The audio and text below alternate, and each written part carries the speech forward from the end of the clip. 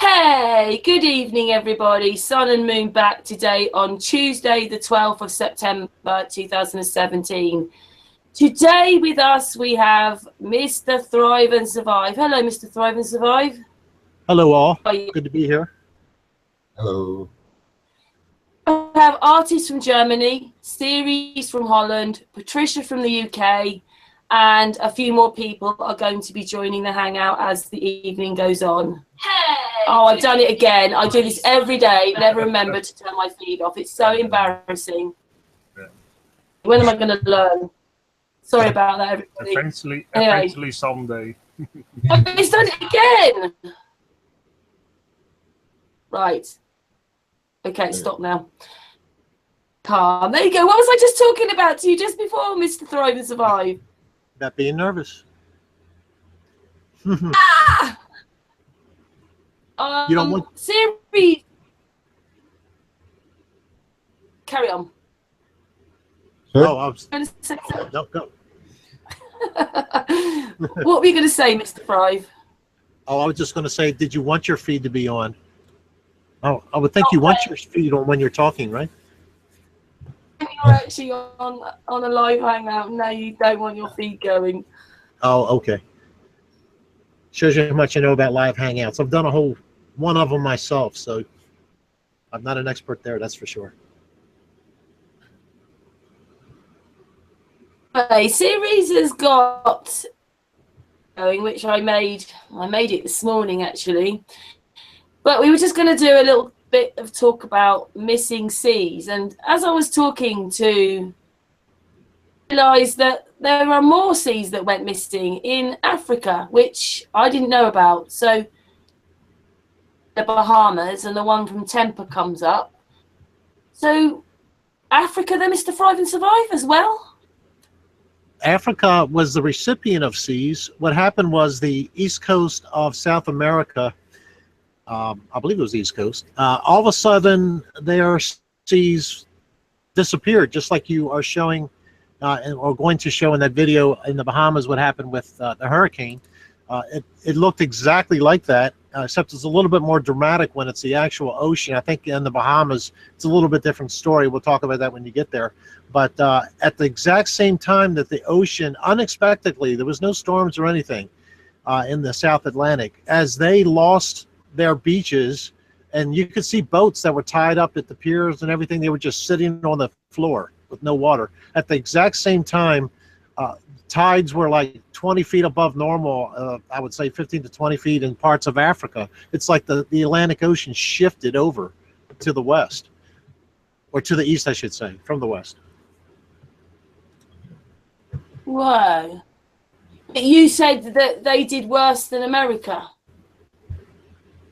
It looks exactly like the footage you're showing here, pretty much, except for the ocean, of course, there drops off a lot more dramatically. So you can see the big drop-offs in the ocean in the footage I saw anyway. And Africa was just totally inundated with waves, and nobody had any clue why. There was no seismic activity, no storms in the South Atlantic. I'm sure if you do, somebody does a Google search and they pull up missing ocean in South America, and might have to put a filter in the last week, but it definitely happened just before these hurricanes. Oh, I didn't hear of that. Yeah, so I thought it was actually all over the news, but of course my news is a little bit more picky than most people. Well, I was actually thinking, with the way that they made this hurricane coming through, it was going to be like an angle grinder. It was just going to absolutely rip America to pieces. So what is it like then? I haven't looked this afternoon. So what's been happening in America with these hurricanes and everything? I think the biggest problem with the second hurricane, like with the first also, is going to be the flooding. And I think it's going to be mostly in Georgia and South Carolina maybe, than Florida. It moved pretty quickly through Florida, I thought. But after that, what happens a lot of times with hurricanes, they will lose their impetus to move. And so the water it usually picks one spot where, and it's usually northeast of the center of the storm, where it's a lot worse than the rest of the area. And once it gets over land, there's so much friction especially if part of it is mountainous. And when you get into Georgia, you start getting into the southern Appalachian Mountains. It tends to drag out longer than the rest, and the mountains itself help squeeze moisture out of the air. So I think Georgia, the next couple of days are going to be worse than what they saw or it's a different worse than what they had in Florida. Florida was mostly, of course, it's always water. It's surge is actually the worst part of a hurricane usually. Most people think of winds, but it's usually surge and flooding is the worst part of a hurricane as it's making landfall. But it's always some inward part of the state or another state that pays the price with rain that just, these hurricanes, they just seem to do that. They seem to get stuck, not all the time, but a lot of times they come inland. And like I said, there's a lot of more friction and things like that. And hurricanes, the reason why they develop in the first place is there's no upper air systems guiding them. So they sort of drift around for a while, take their time. They decide which way they're going to go. And unless you have like a cold front that comes along and sweeps it away, which happens more later in the season, September, October, later September and October, hurricanes, they tend to move rather quickly because you have a lot of fronts coming through from Canada dropping down south. But this time of year, they're not strong enough usually to make it that far south. So these hurricanes early in the hurricane season, they can be really deadly as far as the flooding. So I'm expecting Georgia, believe it or not, is going to have the worst damage by the time it's over. I haven't seen anything with today, but I did see the radar, and it was horrific. The whole state of Georgia just looked awful. Torrential downpours everywhere. What's a couple of the comments? You know, when people put comments on this video, they said, "Oh, don't be stupid. It's the surge of water." And then there's someone else said, "Oh, it's just a mirage you're looking at." And you think, what? How can you call that a mirage? Like, it's not a mirage. There's no water. And the other thing was that basically, you know, the story is that the water was actually taken up into the hurricane, and then it obviously rained it out. But that's not true, is it? No, I can explain this. In the Bahamas, yeah, it's definitely not a mirage. You'll notice, I don't know how much control you have over this video, but it just showed the left part. This is probably I can almost guarantee this is a cove in the Bahamas. And I've been there several times, vacationed there many times when I was working for a company. We would go there for sales trips and things like that. And so I'm familiar with how the Bahamas work. Well, not only just because of, you know, dealing with weather, but I've been there personally. The Bahamas, especially coves like this, I can almost guarantee this is a cove where it's protected by land, both left and right. And it's from three sides, it's protected.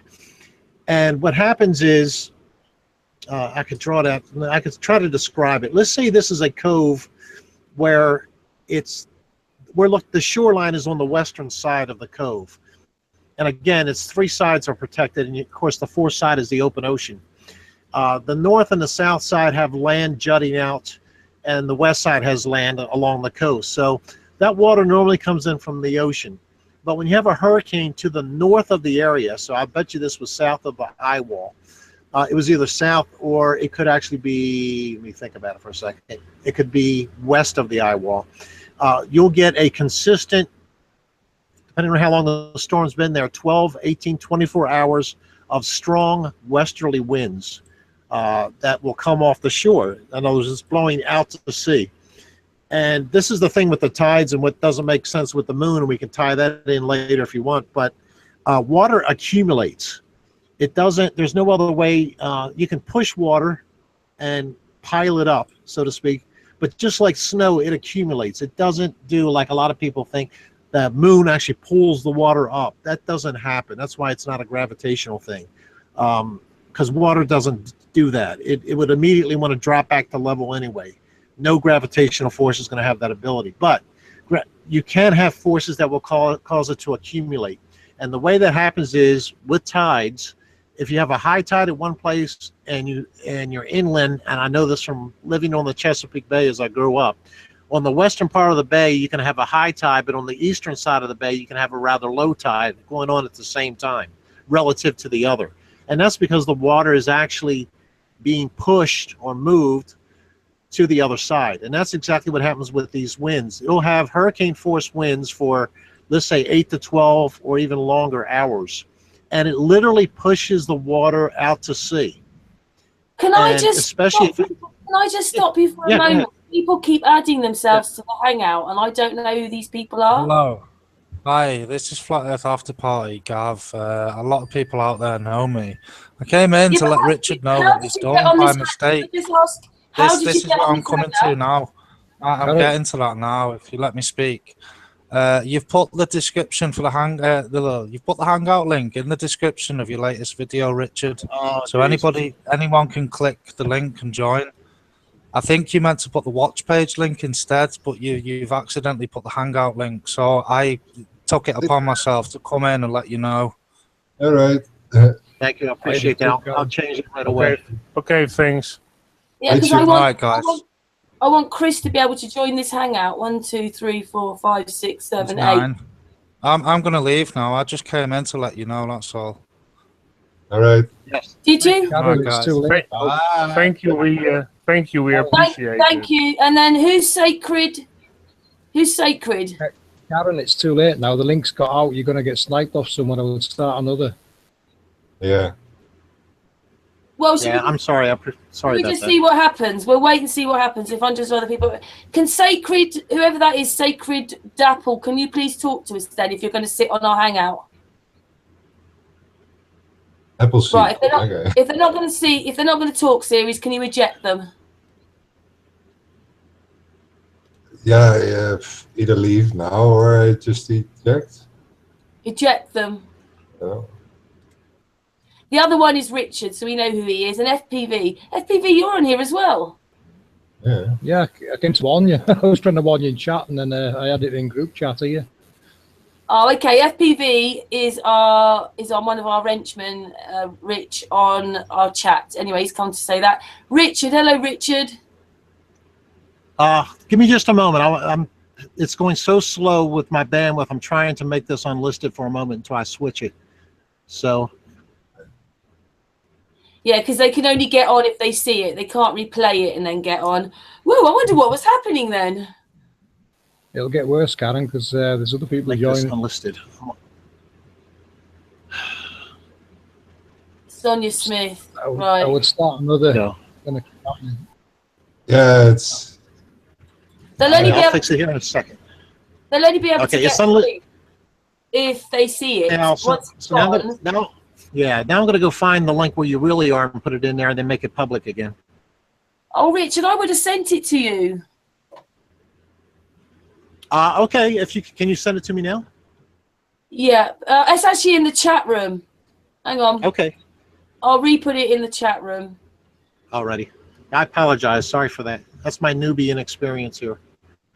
That's okay. I wonder what was going on then. Yeah, I screwed it up. Yeah, I bet you we're going to have to... Well, no, because they have to see the link. They have to see the link. The link's not there now, is it? You've taken it off, so they have to... It'll be getting passed around and someone will come in and snipe you. Guarantee it. Yeah. Start another, and then at least no one can come in. Hang out. It's easier done.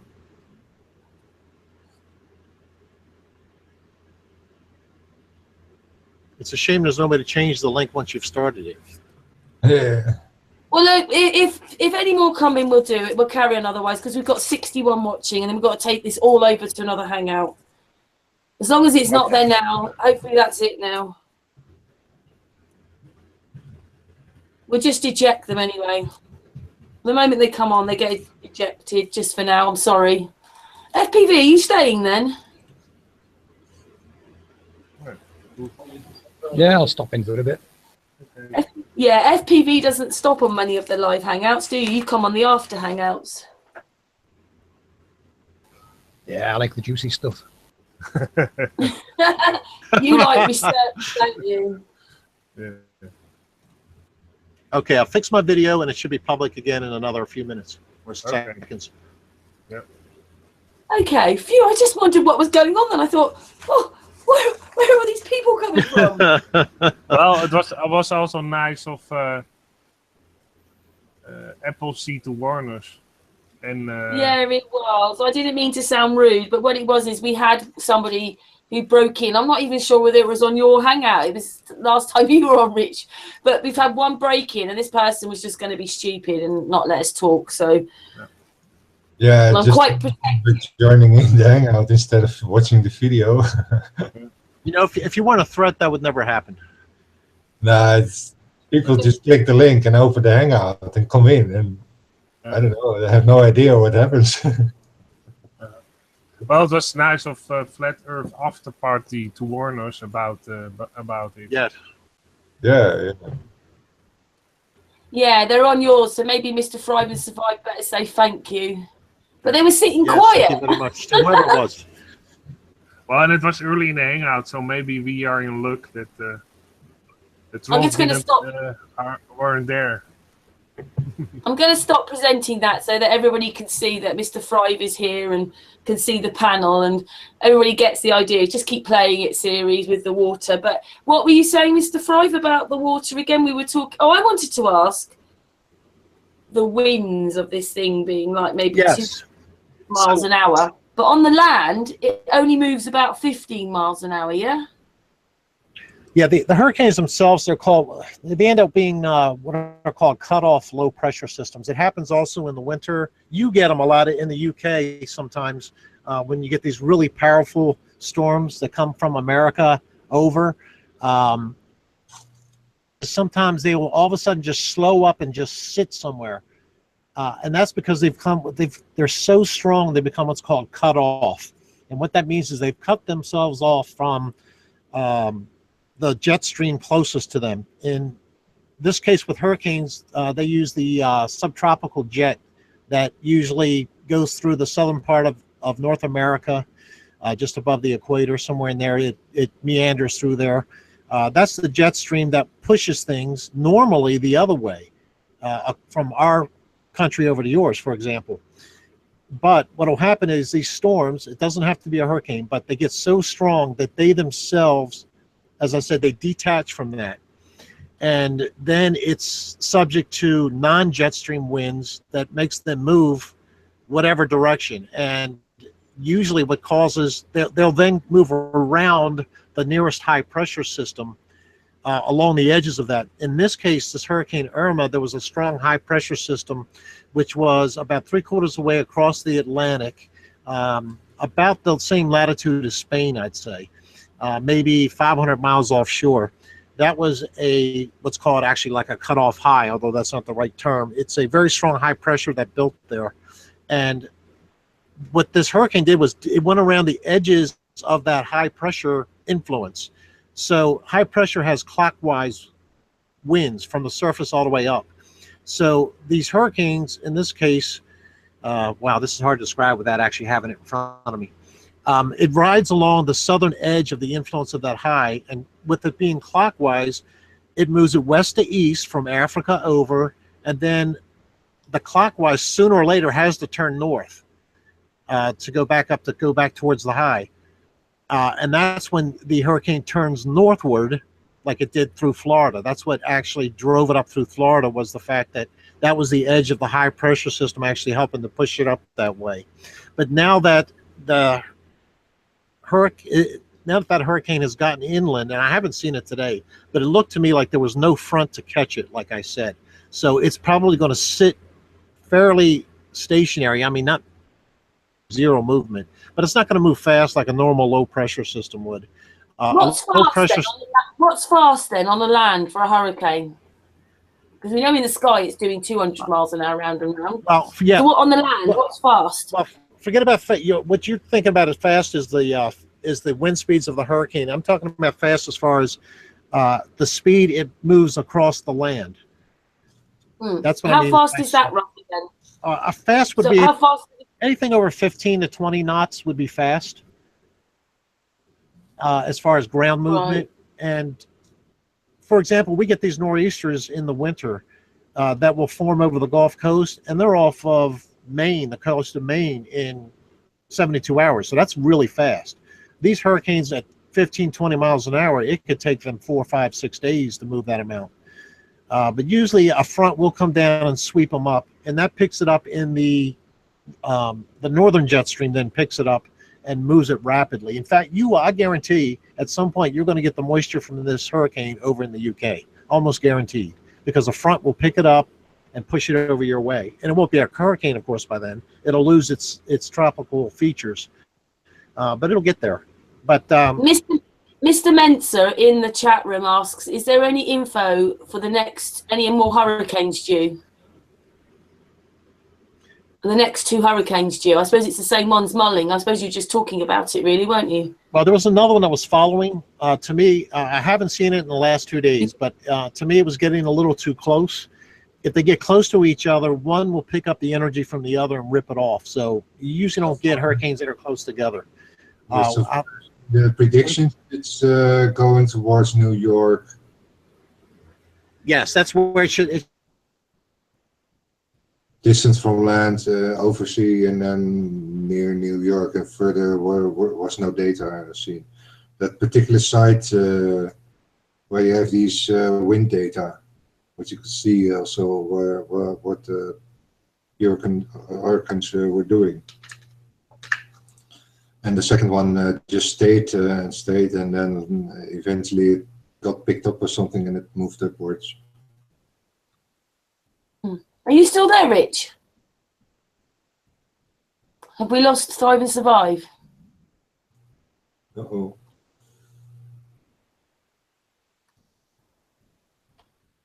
No! We're not having a very good night tonight, are we, technically? He lost his internet.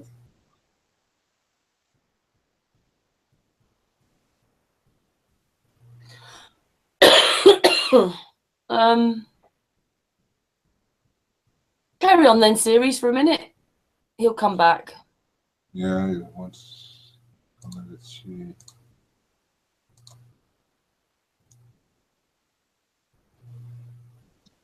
He said he's still there. He's still there. He just we lost his sound.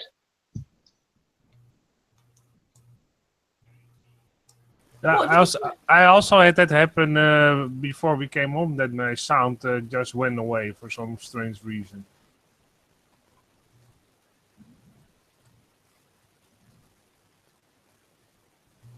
Well, This one is just well.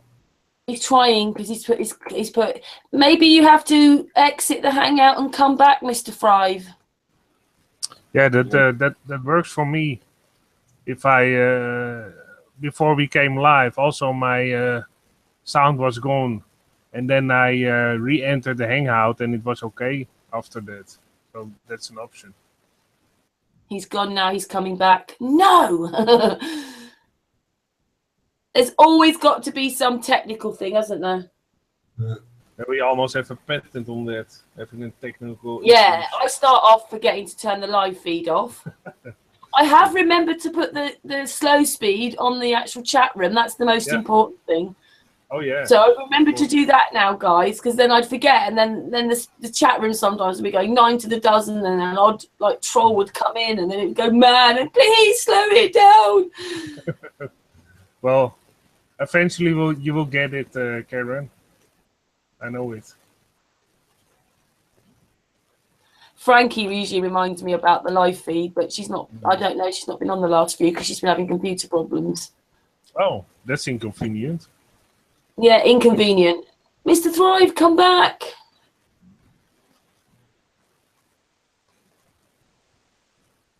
Yeah, there he is. Yay! Welcome back. So that hurricane will actually take up whole South America, not South America, the south of America, North America. He's still got a sound problem, I think, because he's not saying anything.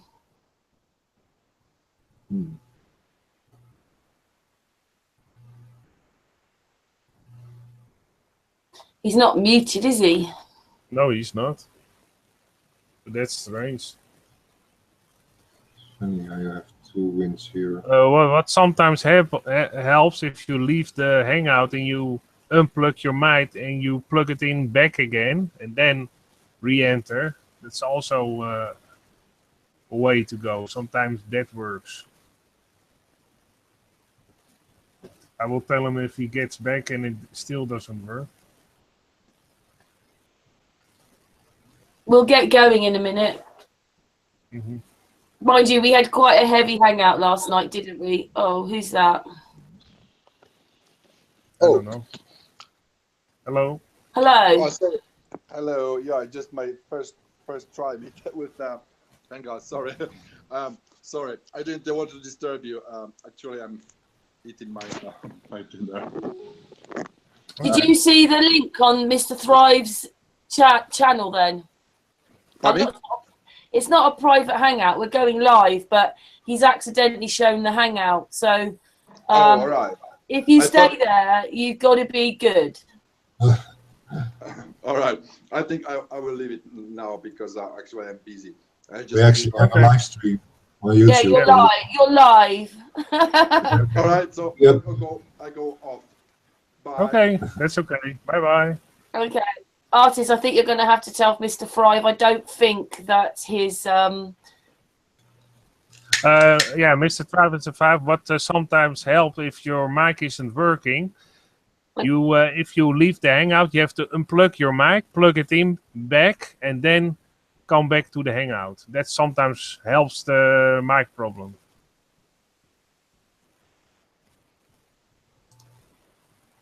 Why do they press the link and they don't really want to be here? I just think that's really strange. I don't know. Maybe he wanted to see what it was, what we were doing. Maybe he just was curious to see. Hello. Yeah. Hello. Oh, sorry, artist. Hello. Back. Wow, Okay. that was weird. When that happens, I type in the group chat area in case anybody looks there. Yeah. I don't know why. The sound just went out. You know how I finally got it back? No. I went to the settings, changed it away from the Yeti microphone I'm using, went back to it, and then it worked. Okay. Yeah. It's good to know that is also an option to make it work again. Thanks for that. I'm just very relieved you're back.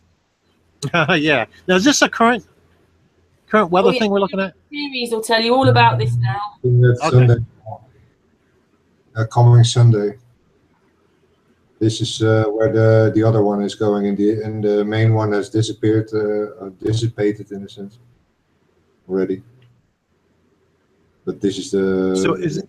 You see the one who was there still waiting and waiting and waiting, and now he's moving up and is catching up, and moves towards New York. This is going to be next. Yeah, that one must have reformed. The last I saw, that was too close to Irma, and it was falling apart. So now that Irma's gone, I guess it regained the energy. I'm trying to show. You see, just to the upper right part of that hurricane in the Atlantic, there's a clockwise dark area there where there's no winds in the middle. Yeah. Uh-oh. Okay. Yeah, it's if you go it's almost due east of the hurricane, but slightly north. Right. That is the high pressure system that this hurricane will try to go around. That's what's steering the hurricanes. This year. But I can see there's yeah, it's yeah, see how it's clockwise around that one? Okay, right. This yeah. It's clockwise, and the hurricane's anti-clockwise. You got it. And in between is sort of like the track that the hurricane feels where that high is. That high, I mean, that's a weird way to put it, but it will well, it's going to get some shear and all kind of issues real soon, that hurricane, so it should split apart.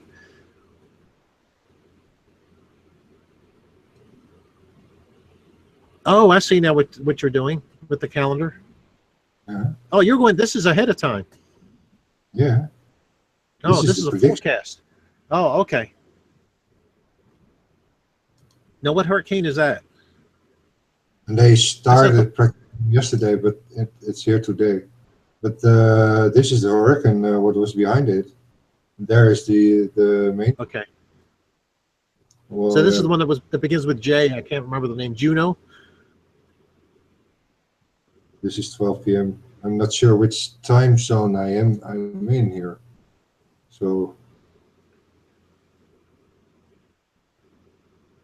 Okay. Yeah, it's that's the one I was speaking of. Got too close to Irma. Yeah. Yeah. See, Irma's over Georgia right now, right where your cursor was. Mm. Yeah. You can see the. Yeah. There it is. I think they're the ones that are going to be. They're the ones that I think they're going to pay the price the most because it's just sitting there spinning, and all that water. You're not seeing water there, but all the rain is just being squeezed out. That is at the right where it is right now. Is pretty much where the Appalachian Mountains come down to, and being forced up into those mountains will squeeze all that moisture out right there. It's a bad spot to be sitting in for people in Georgia, especially. It'd be better if it was closer to the coast, even though it could strengthen. But yeah, that's just going to squeeze all kind of water out of the atmosphere there. The mountains actually act like a sponge because the air is forced up over the mountains, and as it does, it cools, and when it cools, it can't handle as much moisture. So it literally like a sponge squeezes it out of the atmosphere. Ceres, is that the same? Oh no, he's going to use something else now to show you. I've just got to ask him. I think he's getting it ready. It's running. It is stuck. What happens if you refresh the page, or can't you do that? I think it's coming back. Yeah. Oh, it comes. This is the air pressure. This is where the hurricane is. Oh. Oh, now it reloads. Yeah. Too much air pressure. Oh dear. That's got to eat a lot of memory right there. This is the low pressure, and what's the wind speeds. Oh my God, where were all these tools when I was growing up and loved this as a hobby? I found this. It's something. Wow, wonderful. And then the wind speeds. They have up to 12 kilometers in very rough steps upwards. It's kind of exponential steps. But yeah, if you look at 12 kilometers high, then you see kind of the jet streams or something. Yes, and you can see where the hurricane is. It's doing its own thing. Yeah, it's coming from above. It's split it off. It usually goes right across the southern part of North America, all the way across to Africa, but it has sheared it off. You can see where it's cut off in the middle of the Atlantic, where they're not connected anymore. This is a classic what's called cut-off situation, cut-off low, where it gets so strong it just overrides the jet stream.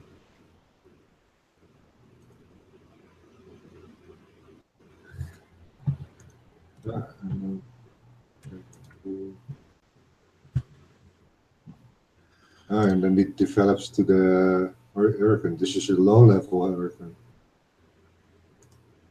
Yeah, can you go back in time with this? Yeah.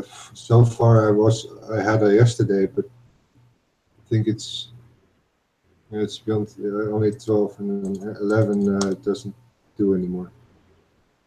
Okay. So you can't go back in day. I was going to show you with how in the Bahamas how the wind can actually cause what we were seeing when there's no waves, no water. Hey, we can go a year back. Oh, a year back. Wow. Yeah. Like I said, where were these tools growing up? If you could go back to the day that, I don't know what day that footage was. Sunday. It wasn't. It was Friday, Saturday, wasn't it? It happened. It is September, so we can at least go back. It was like Thursday, Friday series. Yeah, I would think maybe the 7th or 8th, probably. Then we do play. I think you got to go back a little more. I think it was caused by Irma. which is in this picture. It's over Florida already. Let's go to the beginning. But you can see. Hey, yeah. Huh? That was a good picture though to show you that those two hurricanes got too close together, and that's why the second one started diminishing. Nice. Two anticyclonic things don't like to be next to each other. It's like two gears working the wrong way. Ah, here it is. There you go. There you go. Oh, I see. So when you were between those hurricanes, it took the seas. Let's start here. Yeah, I don't think the second one had anything to do with it, but right about where it is now, probably did. You can see right now it's almost over the Bahamas. That's that chain of islands just to the southeast of it. Yeah. Now it's right due north of the Bahamas. But the winds are so strong. I think it was a Category 5 at that point. So it was 200 miles per hour, 175 kilometers. I don't know what it is in kilometers. Very strong though. But begins. It really does advance fast. And then here also one.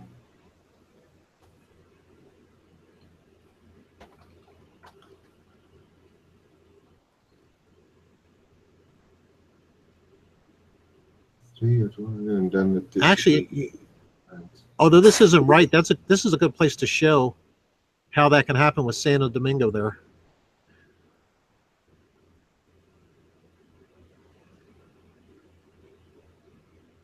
But that whole island chain, it's very shallow water for quite a while away from those islands. So that even more enhances that effect. Yeah. And we're looking for. I mean, relatively. Yeah. Yeah, I was just saying, relatively speaking, to like in the Atlantic, you go to the ocean, you walk out, you can only go maybe, I don't know, kind of 20 yards, 20 meters. Feeded by this, and then here an area, low pressure probably.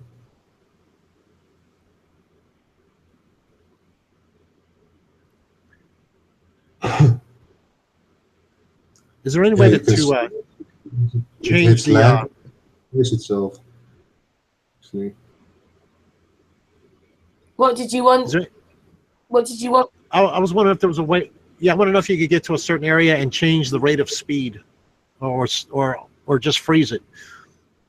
I could pause it. Or make it go very. It's going very fast. This is in 2 hour steps or so. What is it? 3 hour steps. Okay. I want to. This isn't the exact case because this isn't the Bahamas, but do you see Santo Domingo, which is south of the hurricane right now? Yeah. Yeah. Well, imagine the hurricane's actually farther south. See those winds driving from the east to the west there? On the western part of that Santo Domingo, which is actually that's a different country. I can't remember the name of it. In any case, the western part of it is a cove. It's a three-sided, like I was saying, on a smaller scale in the Bahamas. The winds going from east to west there are just constantly driving the wind out of that cove. So that's how you can get that situation. Of course, on a much smaller scale, but that's a good visual to be able to show how it works. So where does the water go then? It'll pile up on the next nearest coast. Like in this case, it would pile up on the southern part of Cuba, or the islands west of there, or it would just keep pushing to the west until it gets to either where the wind is no longer piling it up, or it'll push it on shore wherever the next nearest shore is. It's literally pushing. It's like you're taking a broom and pushing water out with a broom. Yeah, and if it's got no way to backfill in, like when the winds are very strong east to west, like there we're seeing, it'll just stay that way until the winds change, and then it'll come back. It actually is overpowering the tidal forces that normally keep the water there. This is what I wanted to see. Everything at once. that you can see the water energy, the magnetical energies, the winds, the power of the wind, the colors like this. That you can actually layer it also in three-dimensional sense, that you can go upwards and downwards and see all the things connecting into each other. Yeah, this looks like an awesome site. And this is just 2D. But it, you know, and yeah, you can kind of 3D in going higher in that sense, that you can see how things are changing in colors and power and such. And how it now you're 700. Yeah, if you go to the 200 millibar, there you go. That's 200. That's what we call the 200 millibar level. This is where you're going to get the jet streams. This is what pushes. Oh, there. Oh, so. Ah, that's the meaning. Okay. Yeah, I know what 12 kilometers is, but why? Now, these are very strong winds here. Yeah. But you can see why aircraft try to catch these things, because it literally pushes them, or they want to miss them going the other way, so they don't, you know.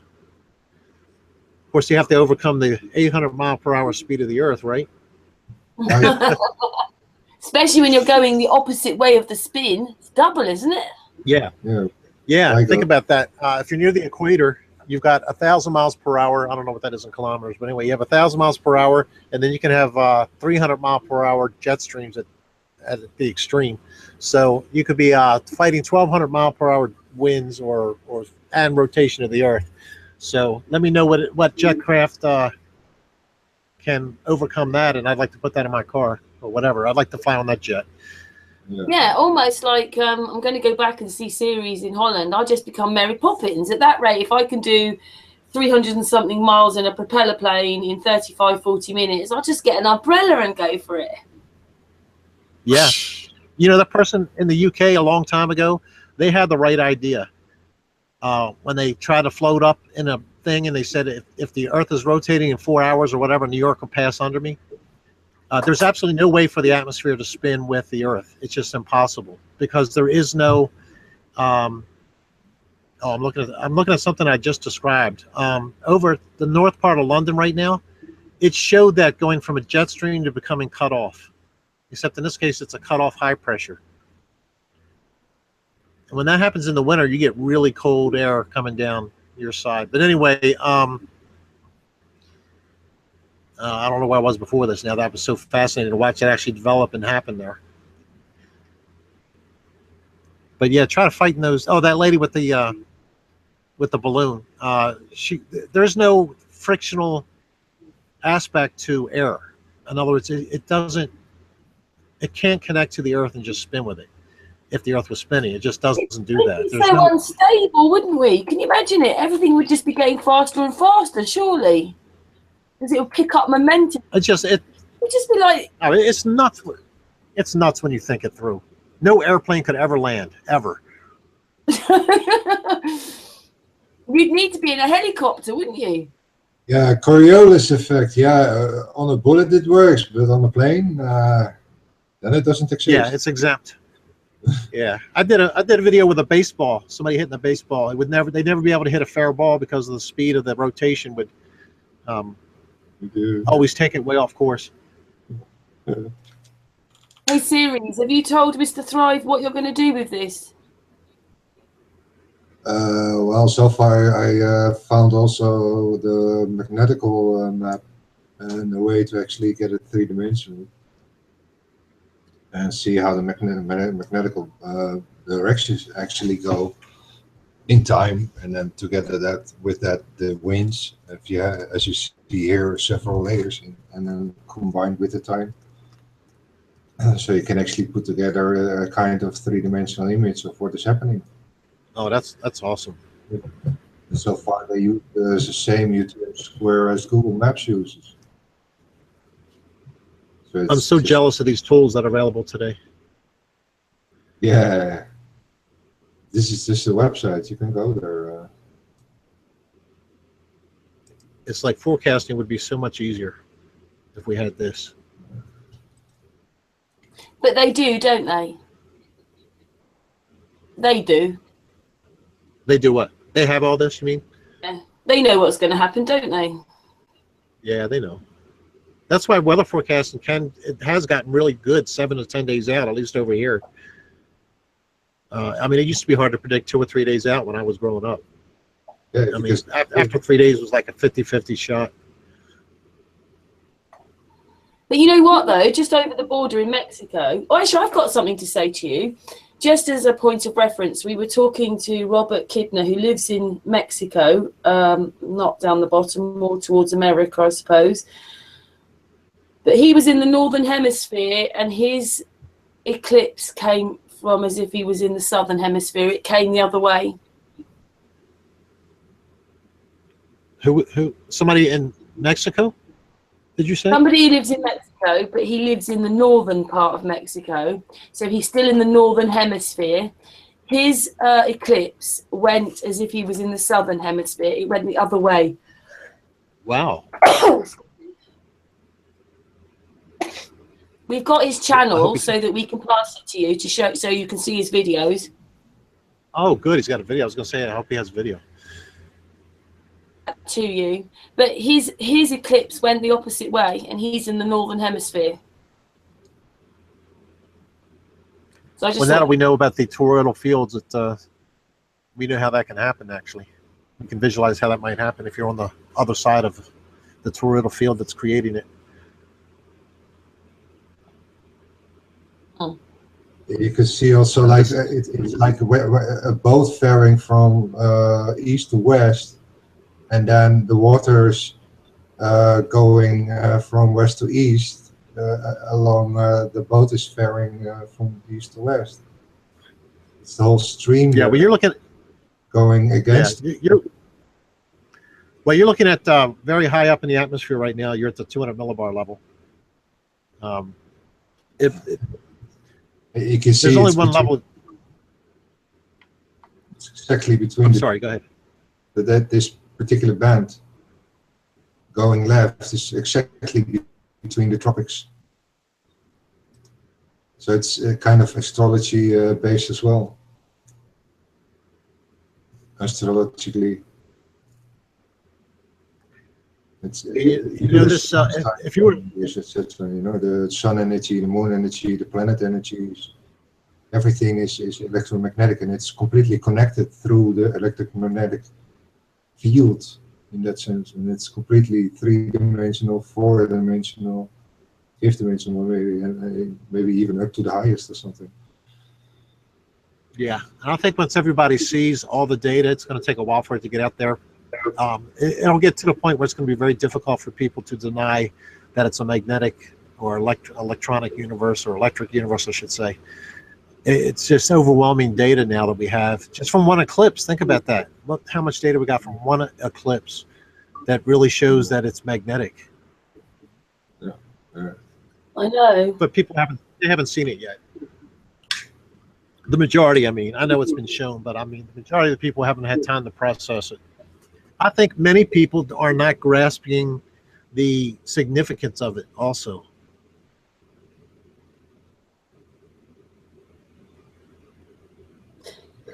I think the flat earth people have understood more, but I just wish other people out there were interested enough to understand, and then suddenly click.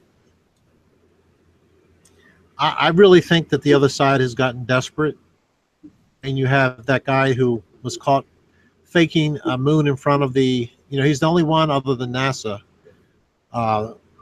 There's probably 100,000 pictures of people, professional, amateur, and everything in between, that eclipse in North America, and one person got a picture of the moon supposedly crossing in front of the sun, and they're so desperate that they went to great lengths to forge that. And then when it was caught, then they started admitting, well, maybe something was wrong with I don't know what the excuse is now, but the fraud was caught out on it.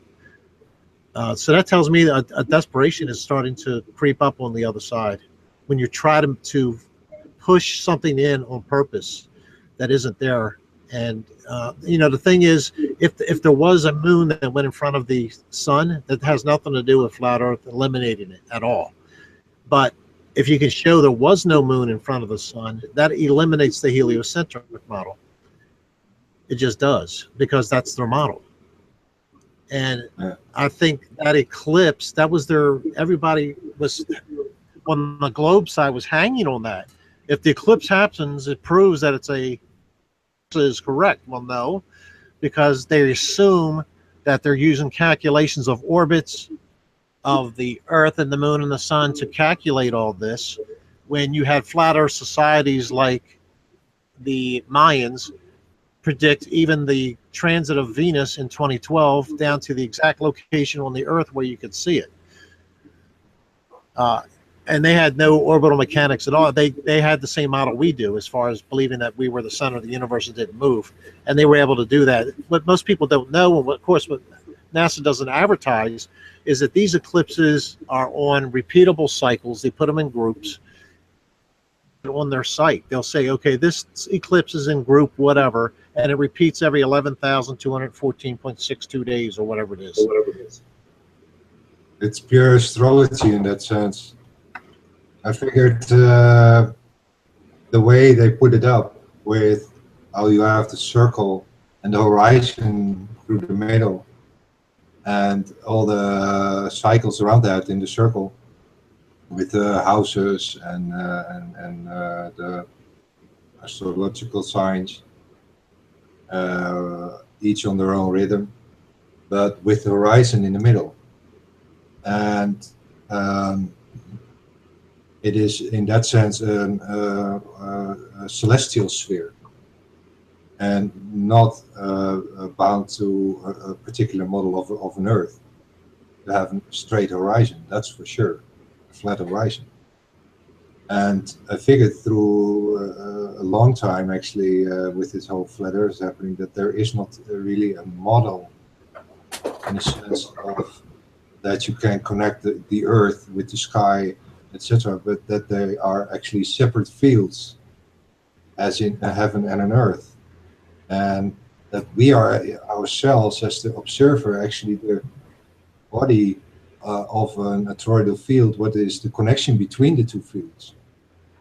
And that you are a higher dimensional, have a nature, just only aware of this level of three-dimensional perceiving, with the senses that are built for that, within that particular light spectrum of the whole spectrum, what there actually is.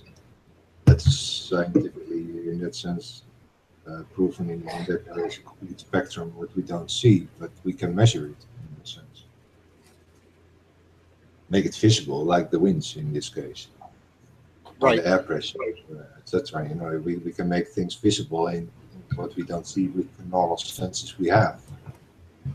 But all that information, what makes it visible, only actually confirms the whole electromagnetic nature and everything.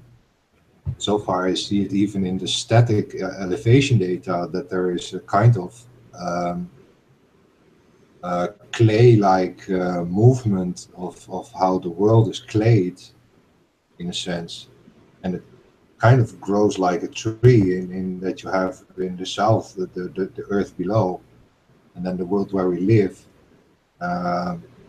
as a tree, and then above there an empty sea as the heavens,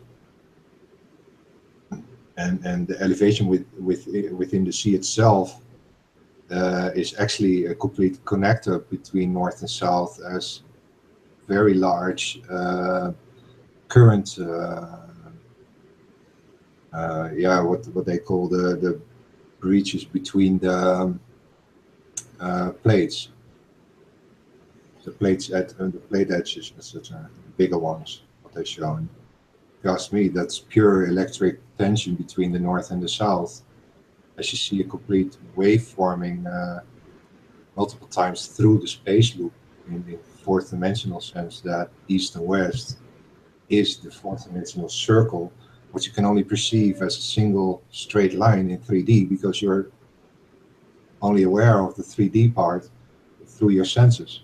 Right. And the only way to prove that it is a fourth dimensional circle is by walking that whole equator line and ending up at the same place. and never have deviated in direction. Not in height, not in north or south, just straight east-west.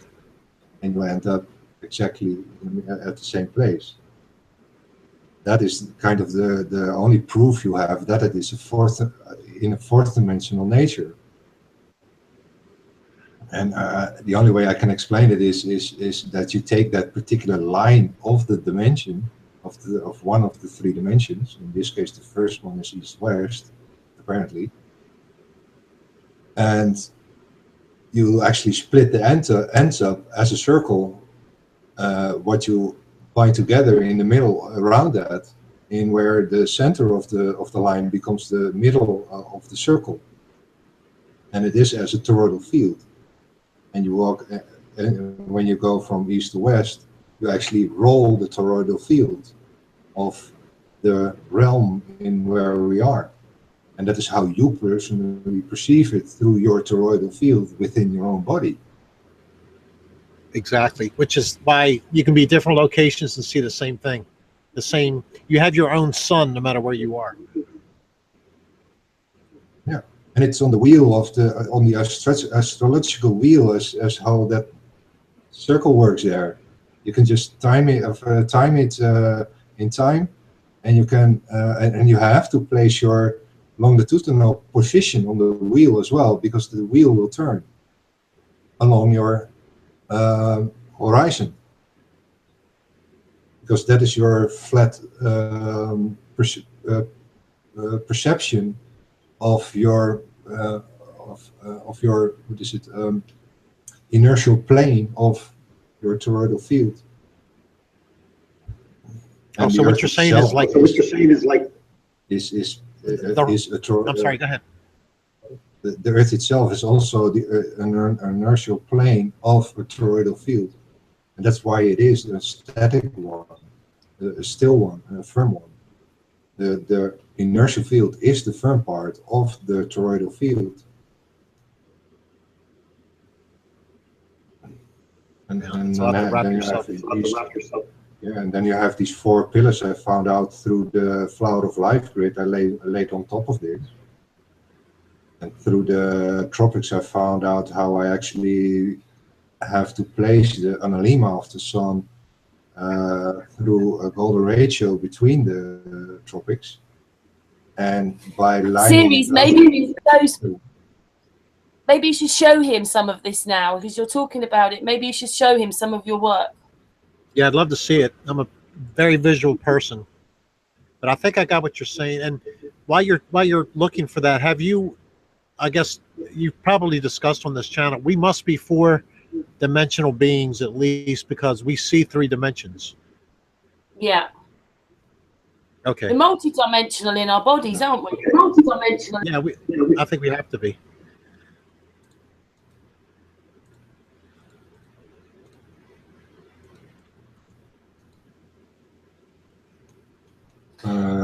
You need to explain what he's looking at. He's looking at land, us, and water.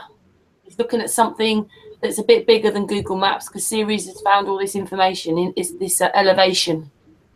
Okay. This particularly for the elevation data, to actually see a difference in the elevation itself in two-dimensional sense. And the seas are a little bit colored blue, so you can actually a little bit see better see what is land and what is sea. Then you see the dark blue in the middle. That is a very deep part between, what is it, 5 and 6 kilometers.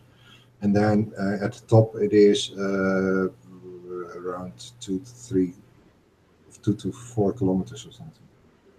You talk about ocean depth. And then here you have, yeah, here you have in the sea a mountain range, along kind of electric spike, you can say.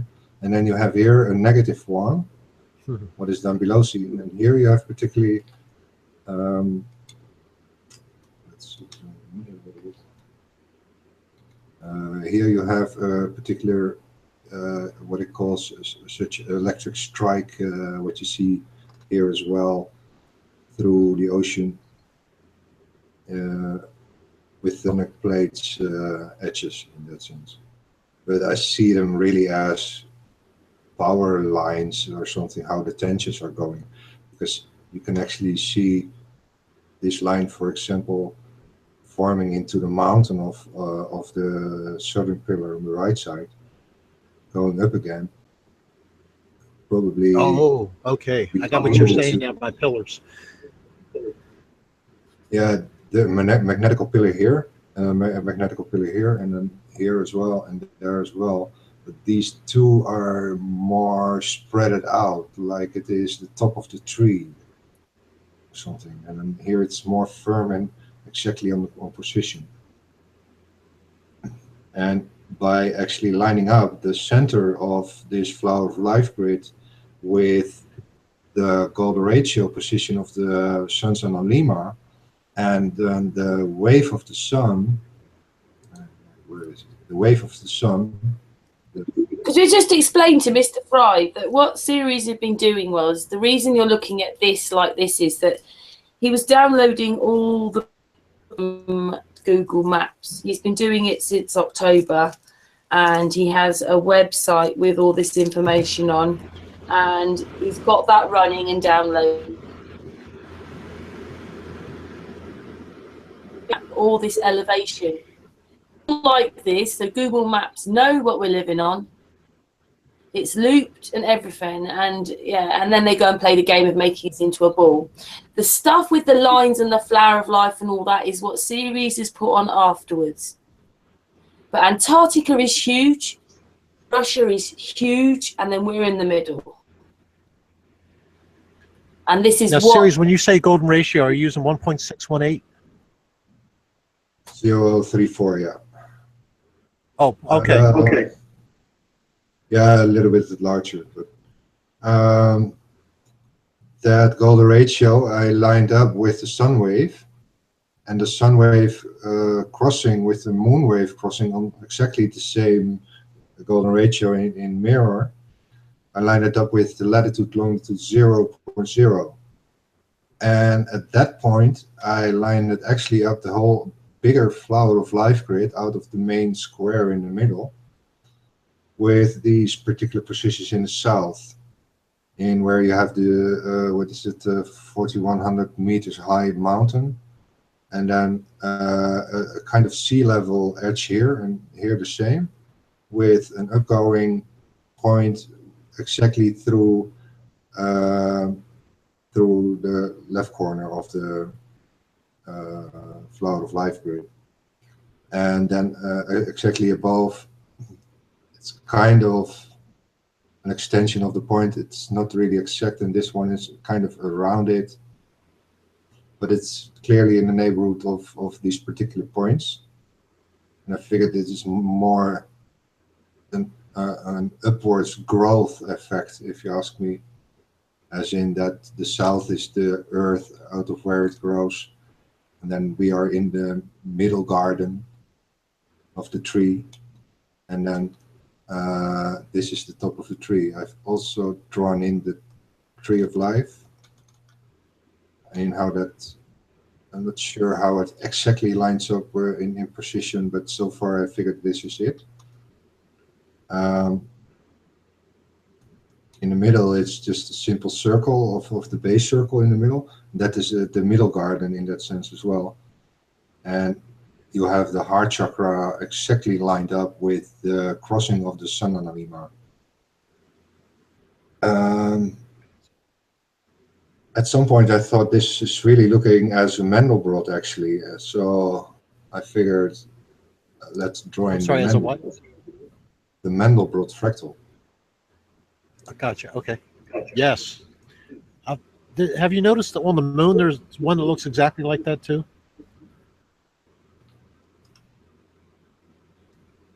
On the moon, yeah, the moon has exactly the same, but then the other way around. Right. I didn't. Yeah. That's awesome. Can you tell me how you develop the sine waves on the equator? The sine wave on the equator is based on a part of the circle. I don't know how how much exactly, but part of the circle from the main square, based on the main square circle where the flower is built out of. Okay. It's exactly 1 square diameter. Squaring the circle. Exactly. And that is 1 wave between the tropics. And then you have this particular path of the small circle and then the bigger circle the other way around. That's the pattern of the analemma. I'm not sure if that is for the moon exactly the same, but I just put it in anyway. And Right. As an opposite, as I figured, the moon has actually an opposite kind of working in that it is higher in the south and lower in the north, and then the sun is just higher in the north and lower in the south. That's what we have discovered so far, at least. And if you ask me, we see a sideways slide through of what we see here, a top view of. An exact top view, what actually lines up as a Mandelbrot, but it is actually a slice, a sideways slice, what we see as a buildup, because it's more stretched. And when you place that in that sideways direction, and you actually take a real top-down view, then probably see a more rounded, more pushed-together form of what actually ends up as the Mandelbrot frequency. Wow. And you got all this from Google data? The actual elevation did, but the rest of it Ceres did. Yeah, where I started was actually figuring out which images are left, because Google Maps just hides a huge part of the data when you're zooming in, and then especially the seas.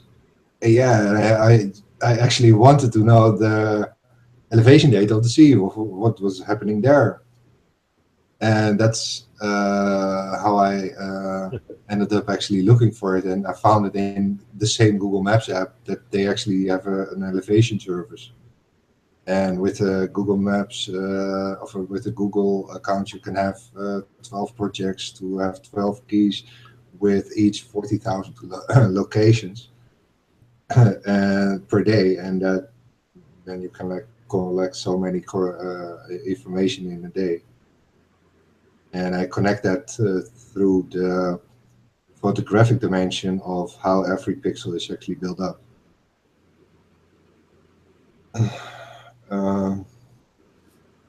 And out of that, I go from the same way from zoom level to zoom level, deeper and deeper. And I'm currently scanning level 15 for elevation and level 16 for images. It takes weeks and weeks to do levels. I bet. His computer's on nearly 24 hours. Well, it is on 24 hours a day. I don't know if you know this, but it was about, I don't know, I guess close to 2 years ago now, by accident, really. We were, I was chatting with my friend Dave, who lives in the UK, and we were discussing how a triangle on a globe is different than a triangle on a flat plane. And we ended up finding 3 places on the Earth where we could draw a equilateral triangle, so to speak.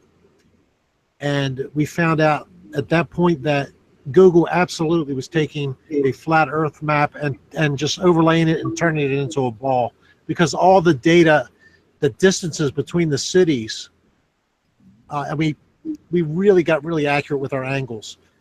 The distances between the cities only worked if it was a flat plane. It did not work if it was on a globe. So at that point, we knew for a fact that Google knows it's a flat plane or a flat Earth, and they just are taking the data and wrapping it around into a ball. Yeah, they did that. Could I just say, Mr. Thrive, that Chris has just joined the Hangout. Hello, Chris. Hello, Chris. Hello, folks. How you doing? Great, man. Good to hear you, Chris. Hey, Chris. Hey. Just very quickly, how are you, Chris? Busy. Yeah. Yeah, I was trying to get in there a little quicker too, but I was on another call and hang up. Jump around now. Yeah, once you get known. It's probably Ceres. Always great to have you on the panel, Chris. Yes, Chris. Yeah, I was just on while one you're there. away, Chris. I was just on with Mike Helmet because there's a lot going on in the Florida region with Florida and Harvey and the earthquakes and all that stuff, and people are just scrambled to try to understand what in the world is going on, right? Yeah. So there's so much disinformation out there. So about the cause of why the shores were sucked back a quarter mile at 6 feet of water, it just disappears. And so just trying to get the truth out there so people understand what's happening. Yeah, and then nothing what actually should be expected was happening. Yeah, exactly. Were you talking about the South America, Africa type of thing, Chris? I mean, yeah, Chris. Oh, the Florida Hurricane Irma in Florida, there where all the the shores were completely sucked out, right? So all the water disappeared from the shorelines. Yeah, we were discussing that with the Bahamas. Because Mr. Thrive was saying to us that in Africa they lost their seas as well. Yeah, but South America lost the seas and Africa had gained them.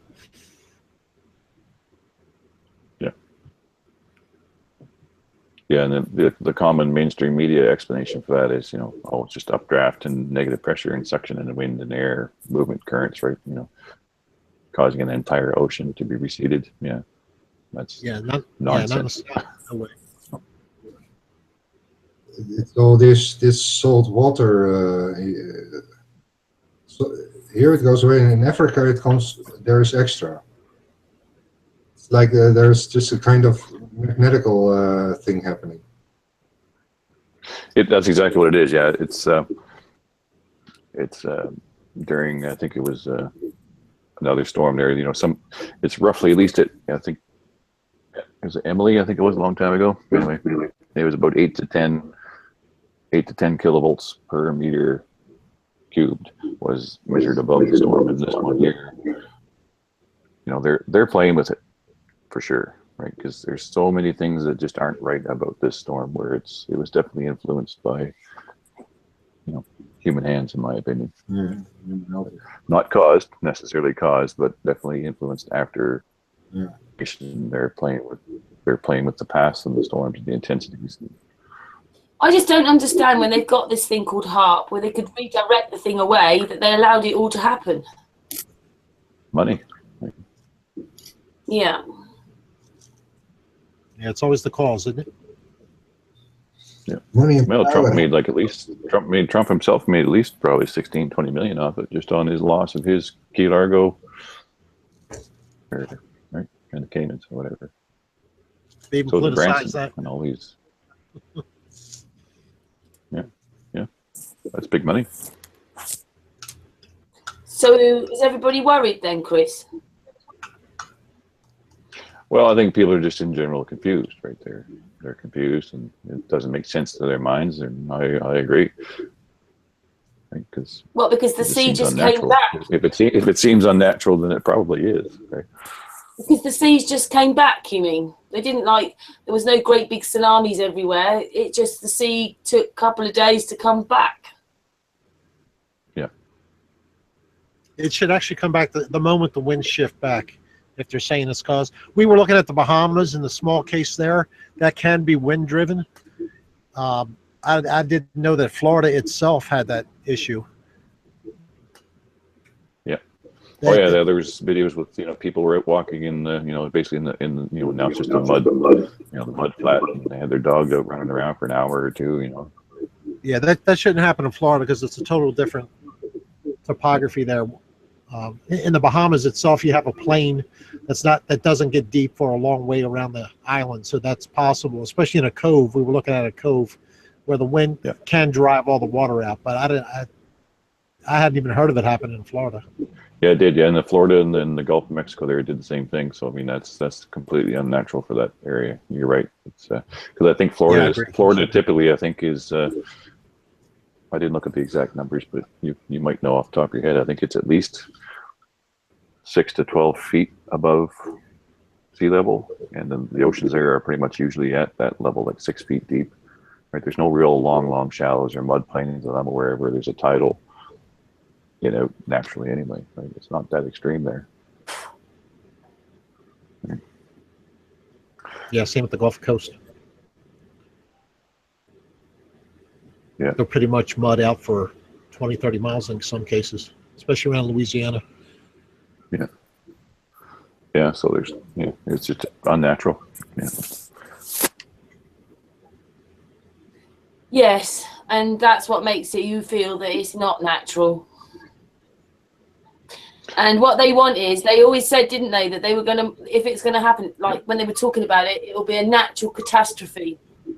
But it won't be really. It'll just be made to look like a natural catastrophe, but it won't be.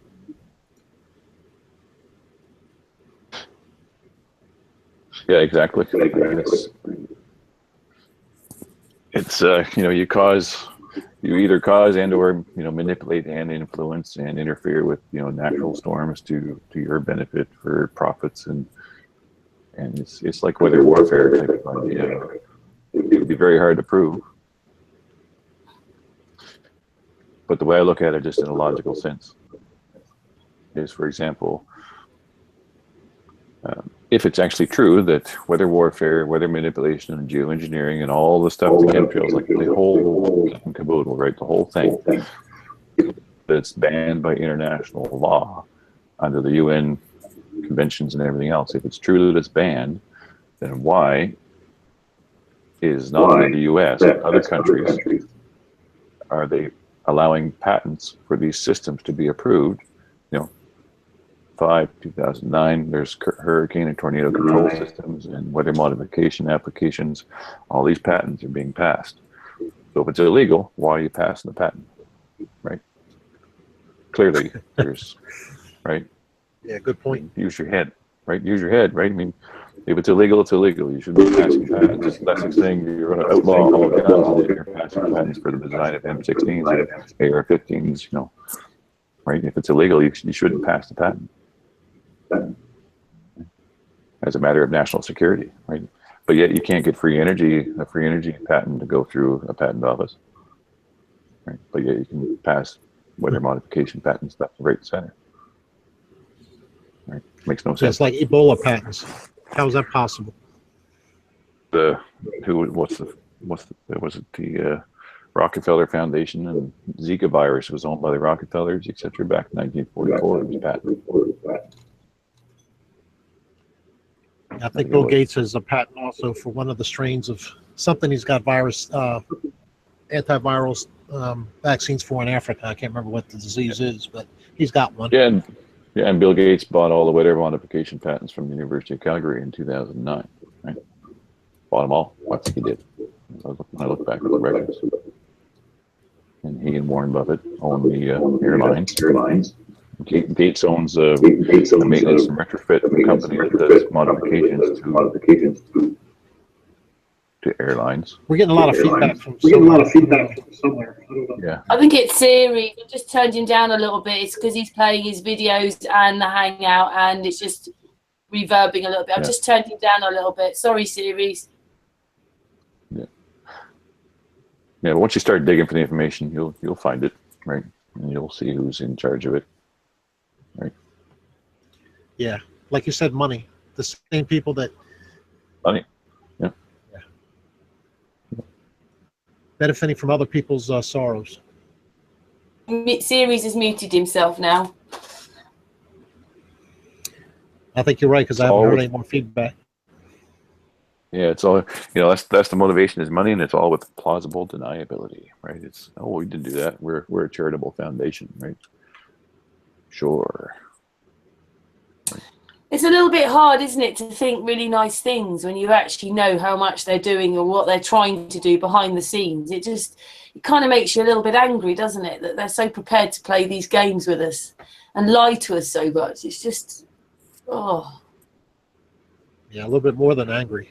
Just it's Then you're being, unbelievable. then you're being spoon-fed all these other agendas and so-called conspiracies that are just ludicrous reptilian alien invasion, blah blah blah blah, and but of course part of that is some of those things are partially true in one hand. With every little conspiracy there's a seed of truth, right? So yes, they are trying to install a new world order, one world government, one world religion, transhuman agenda, 4D holographic reality, when everyone's a cookie cutter copy of the carbon same unit, and that's what they want, right? That's 111 sameness, right? One world currency, you name it. And if you have to use weather modification and weather warfare to do it, then they're going to do it, right? And they're going to profit as much as they can, as often as they can, as they install it. That's the name of the game. It's always been the name of the game, right? Destroy a couple of towers and then kick the snot out of some country in the Middle East and then get paid to rebuild it. And that's the game. Right? I'm pretty convinced the goal in the end is for very few people to own all the land. And that's the saddest thing is it's all a game. It's already worked out. They know how much money they're going to get, what they're going to do. Yeah. And I thought about it because that's the problem too. They're going to try and take down religion too, because when you go to Scripture, the land it was given to you know how they do that, don't they? The land was given to man by God for free right from day one. Period. It's your inheritance, and you own it, people, right? Don't they? If they displace the people, if they displace the people in a few generations, then those people have forgotten a lot of their ways, their whatever, because they're now in another country. Especially if you come, say, if you're from the Middle East, you come to the UK or something like that. Everything is so different. In a few generations, a lot of their culture is forgotten. Yeah. And this is how they move us around. Well, that's why I think it's our responsibility, and it's up to us and groups like us and everybody else, and get on where you can and get a voice out to the public and tell them, this is our inheritance and it was given to us for free. So don't accept anything else, anything less. Right? Ownership is an illusion. Yeah, illusion. And we're all these guys are trying to do that. Yeah, we've given it over to a handful of people, and if people would wake up and realize that just like we handed them power, we could take it back in a moment. Absolutely, it's the governments should be afraid of the people, not the other way around. And this is where we are, and in this point in history, that's exactly where I see it. Right, time to change the mask.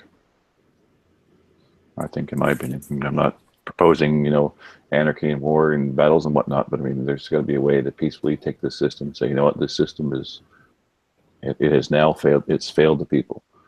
It's completely corrupt, and it has failed all the people.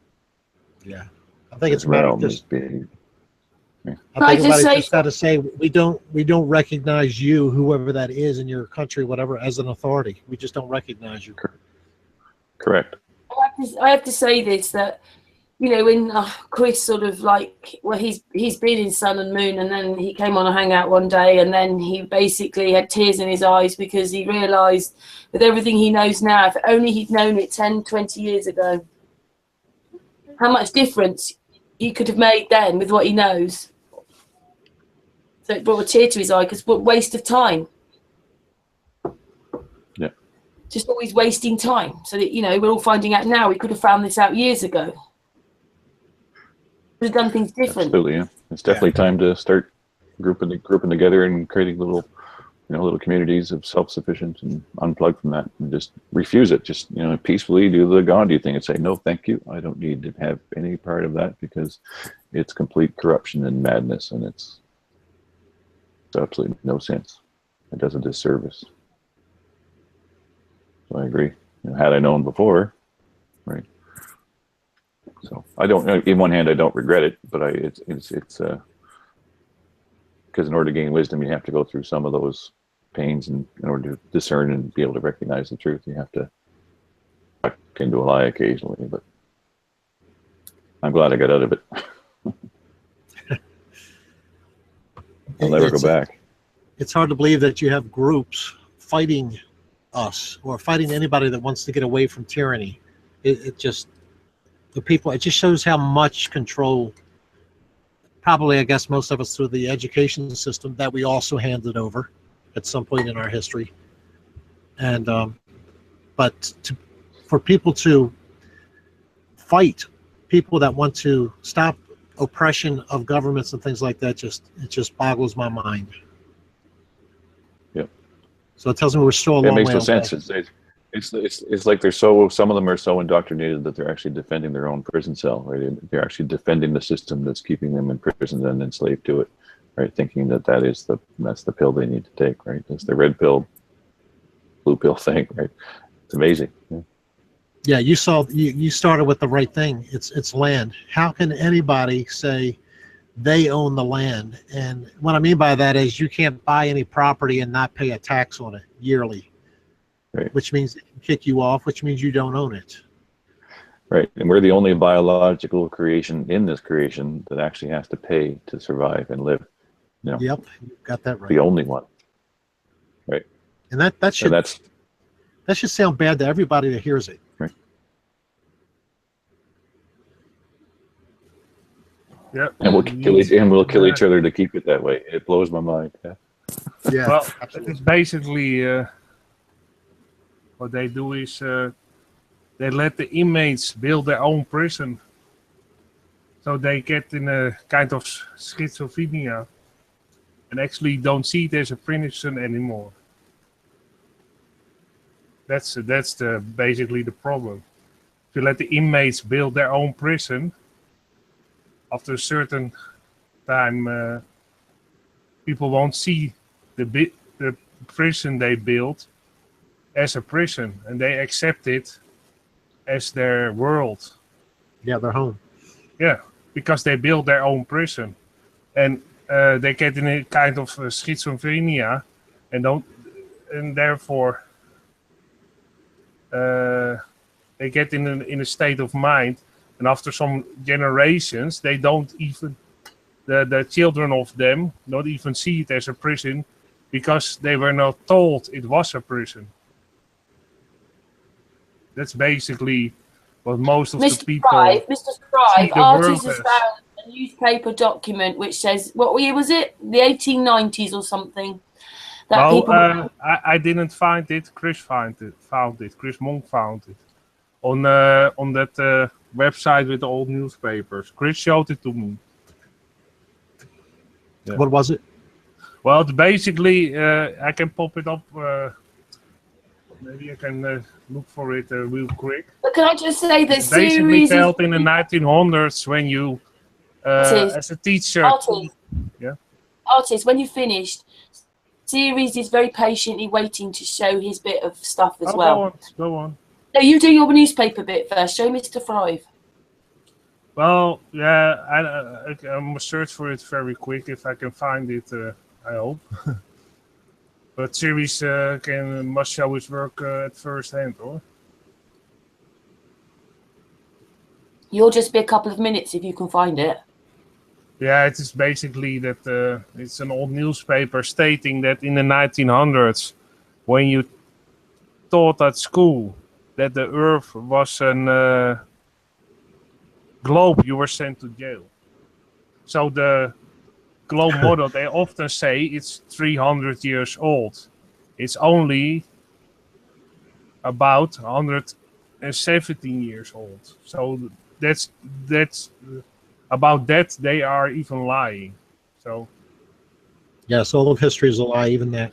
Yeah, and that's all a lie because they count on it that people don't do their research about those kind of topics. And that is basically the problem. That yeah, well, I know with biblical studies all the time with different things, whether you agree with it or not, I see all the time people say the rapture theory was invented in the 1800s. I'm like, I don't think so. I think it was invented when Paul wrote it. Mm-hmm. But I mean, you can find commentaries in 100 AD where people are discussing that, but people will just believe the lie that someone has put in about history. Yep. I'm gonna. Those old newspapers are You can find them at the Library of Congress, and basically they have a whole lot of old newspapers. You can type in flat Earth and that sort of things, and you actually can see them discussing the flat Earth in old newspapers. And Chris showed me that, and I was very surprised by that. That actually you could be sent to jail for telling about the flat Earth. About the globe Earth in the 1900s. I really quick want to find that article. And it's always hard to find something when you're in a rush. Yeah. Do they even have to lie about that as well, though? Mm-hmm. Yeah, they lie about. Well, then, artists, why don't you find that bit and then keep it, and then Ceres. Yeah, Ceres can do his bit, and then I will find it. Yeah, all right. I'll put it back on Ceres. The browser is a bit busy, I guess. Takes a while to react. Just going to present you, Ceres. I'm trying to search for it as fast as possible.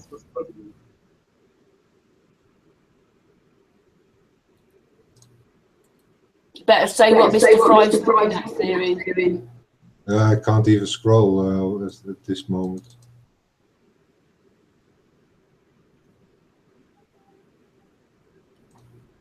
And it says there was a pink line I saw going through. We're back to a lot of echo. Yeah, I think it's Ceres. My CPU is very loaded at the moment. Won't it zoom out, Ceres? It's taking a lot of CPU at the moment to build up. It's level 12.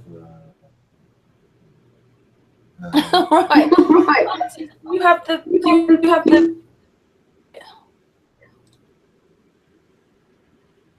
So yeah, I guess anyone else for a moment is okay.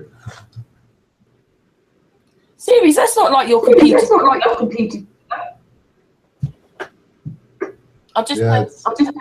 don't know what I have to kill, but this one is actually pretty level high load. I'll just turn Ceres a bit then. While he's doing that. I'm mute one. Is that his site? I found it, Karen, the newspaper. Yes, it's Ceres' site, but we'll watch that in a minute when he's rendered. Sometimes it takes a few minutes to render. Here's artist now. Okay. Are we waiting for Ceres or? To present you. Okay. Why doesn't my computer is slow today? I don't know what is going on. Is the entire Library of Congress online now? Yeah, I will show you the page, and yeah, library. It's basically in a newspaper, old newspapers. I will show you the top of the site. It's a Library of Congress, and then you have Chronicle America, Historian American newspaper, from 1789 till 1925, and you can type here in all kinds of search things. And then also new newspaper pops up, and what Chris Monk found, I give him credit for that. I'm very glad he found this. Is that can you see this? Yeah. I have never seen it, but it's awesome. Says Earth is round and he may be thrown into prison. Yeah, and a teacher was teaching at the school that about the globe Earth. And basically, they said you have to, if you go on with teaching about the globe Earth, you will be sent to prison. And this was in that's the why UK? The Cook County Herald, April 22nd, 1900. I don't know if it's... in the story, it's a British story, though. Yeah. It says affairs in England. England, that is, there it is. I mean, that's proof right in front of you. It's not a 300-400-year-old thing. It wasn't solved at the days of Columbus. No. And then on this side of the Library of Congress, Chronicle America, historic American newspapers. You can research all kind of things. If you type in electric car, there will be a lot of electric car advertising will be popping up. Even, I believe in 1922, there was some big electric car show with all kinds of electric cars, electric fans, electric forklifts, and I did a little bit of research, but basically in that time period from 1900 to 1922, almost 1/3 of the Americans was driving an electric car, because in that time period, driving an electric car was cheaper than driving a car that run on gasoline. Yeah, but the powers in Texas didn't want it that way. No, and it's also a fairy tale that those cars couldn't drive very long on one single charge, because I can get it real quick that even back in the day, electric cars could drive a very long distance on one single charge. I believe on one single charge, an electric car, I believe in 1920, could drive 200 plus miles. So it's a fairy tale. They can't drive very far on one single charge. Interesting too, you mentioned electrics. During this hurricane in Florida, did you notice that Tesla, just remotely by use of software only, increased the range of all the electric cars pretty much in Florida by another 25% almost, or something to that effect? No way. Just specifically for that day, right? Yep. So they're obviously limiting. You have to pay extra for extra storage, but the storage is already in the batteries within the cars. So it's just a money grab, right? You can tell. Mm-hmm. And do you know something else that Frankie brought up as well?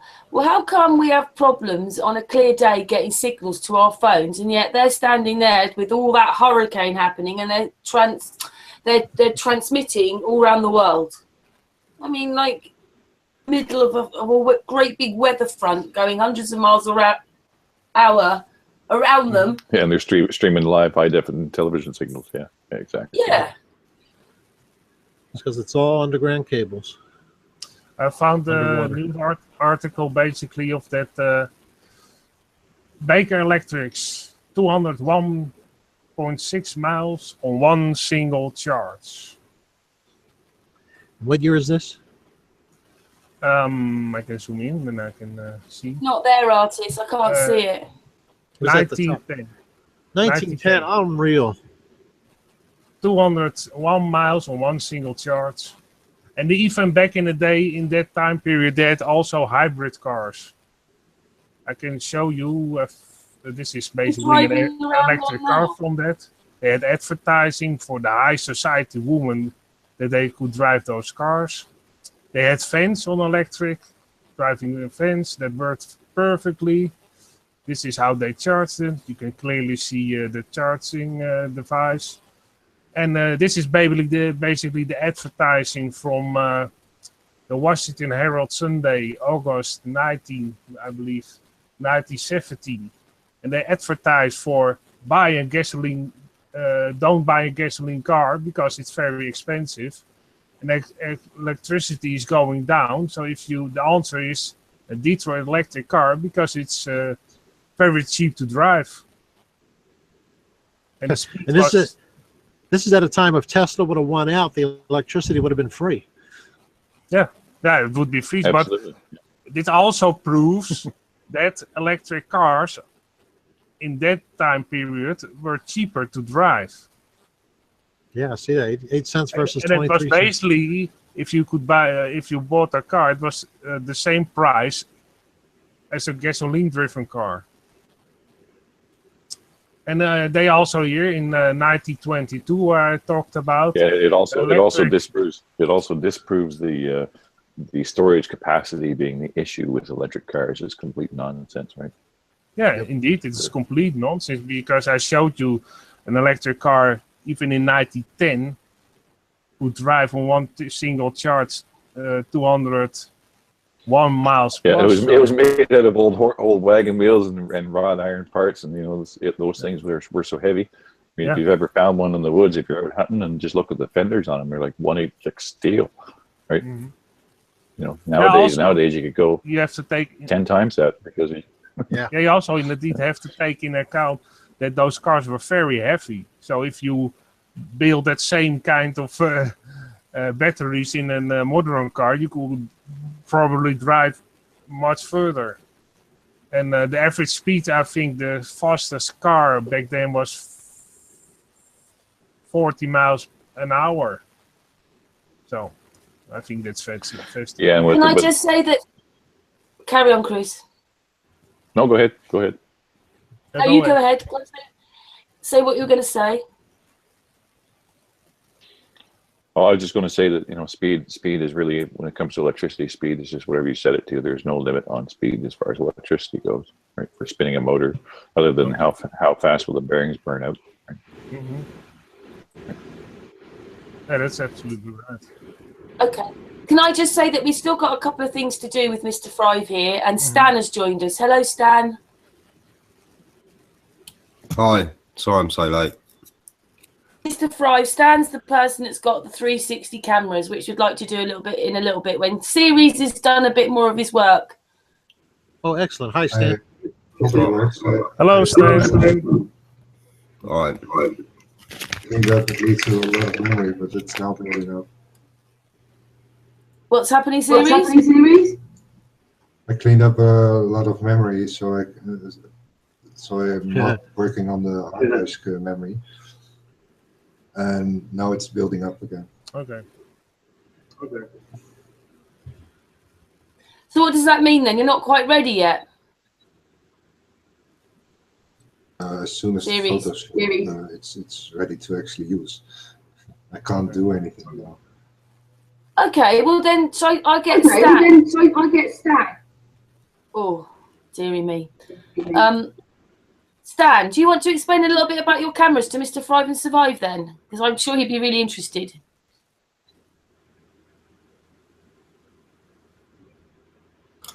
Yeah. Sorry about that, I was muted. But yeah, we use them for tracking the sun and the moon, and they are priceless, really. You can't gather the information that we're gathering without them. I've got a few pictures. I've shared a few with Ceres, and I don't know if Ceres can present it or can't he? He's just getting his thing ready, Stan. Is there any way you can? I can try. I don't want to obviously share the link. No, you just go to the application box, the application one on the right, not the first one, the second one. And another page, and then it sees that page. Are these 360-degree cameras that are mounted on the ground? Yeah, Ceres has done it. There, he's put one up. Let me just get there. My computer's running a bit slow as well. I'm just getting it. It's just, I've clicked it. It's got, there you go. Oh, that's awesome. Yeah. So that's like from the left to the right is a full circle, you know. You're seeing a full 360 there, and that's the moon tracking over 14 days. So it goes. You know, the first thing I see there is how do we get an eclipse with a sine wave in a matter of an hour when you got the moon there going in one straight, you know what I mean? It's not going north south in a matter of an hour or whatever. It's staying on a lateral line pretty much. Yeah, that's what we're saying. But we've done this now. We've done this from 3 locations, like the 14 days, and we've got other locations for just 1 day or 2 days. But really, we need more locations, you know. Are these expensive cameras? No. They are $88 now on, I think Amazon are doing a special. Okay, I will. You've also got goggles, haven't you, Stan? Yeah, I've got the Oculus, Samsung Oculus. I don't know what phone you've got, Rich. What, like smartphone? Have you got a smartphone? I'm about to get one because my phone is going the way of death. I've got an Apple iPhone at the moment, but the next time I get some money, which I think very soon I'm going to get a little bit anyway, I need to switch over to an Android. Yeah, but if you get the Samsung, it works with the Samsung 360 camera, which is what that is taken from. Any Samsung? Yeah, a Samsung Gear 360 you want. I'm sorry, Samsung what 360? Gear. Okay, yeah. Thank you. But yeah, that's mounted on my roof. It has been for like 7 months now, 8 months. And I've got every day, all the footage from every day, 24 hours a day. So is it the phone taking the camera pictures, or it just works with the camera? You see in that picture, you see the lens down in the left-hand side? Yes. That is the camera that I started tracking with. Now I'm using a 2-lens one. So they're back to back. But yeah. So I guess you need a clear shot of horizon to horizon. It's better if you have got it, yeah. But it's not necessary. You can get it just on a half track, you know. We can work it out from the half of a track, because I'll share another picture with Ceres quick. So we've got Cape Town. I guess these cameras you can keep outside, they're weatherproof. They say they're weatherproof, yeah. My one that I've got up on the roof is in a waterproof case. Okay, water isn't the issue right here necessarily, but right now it's still about 40 to 42 degrees during the day Celsius. So that'll change though in about 30 days. My camera's been up there all summer, and it's been fine. It's been my laptop that's overheated, because I use from my cheap camera, I use a laptop to run it. But with the Samsung one, really you need the Samsung phone to run the camera. It will run with an iPhone, but I think you need the 2017 Samsung to be able to use different Androids. Whereas the 2016, which I've got, will only work with the Samsung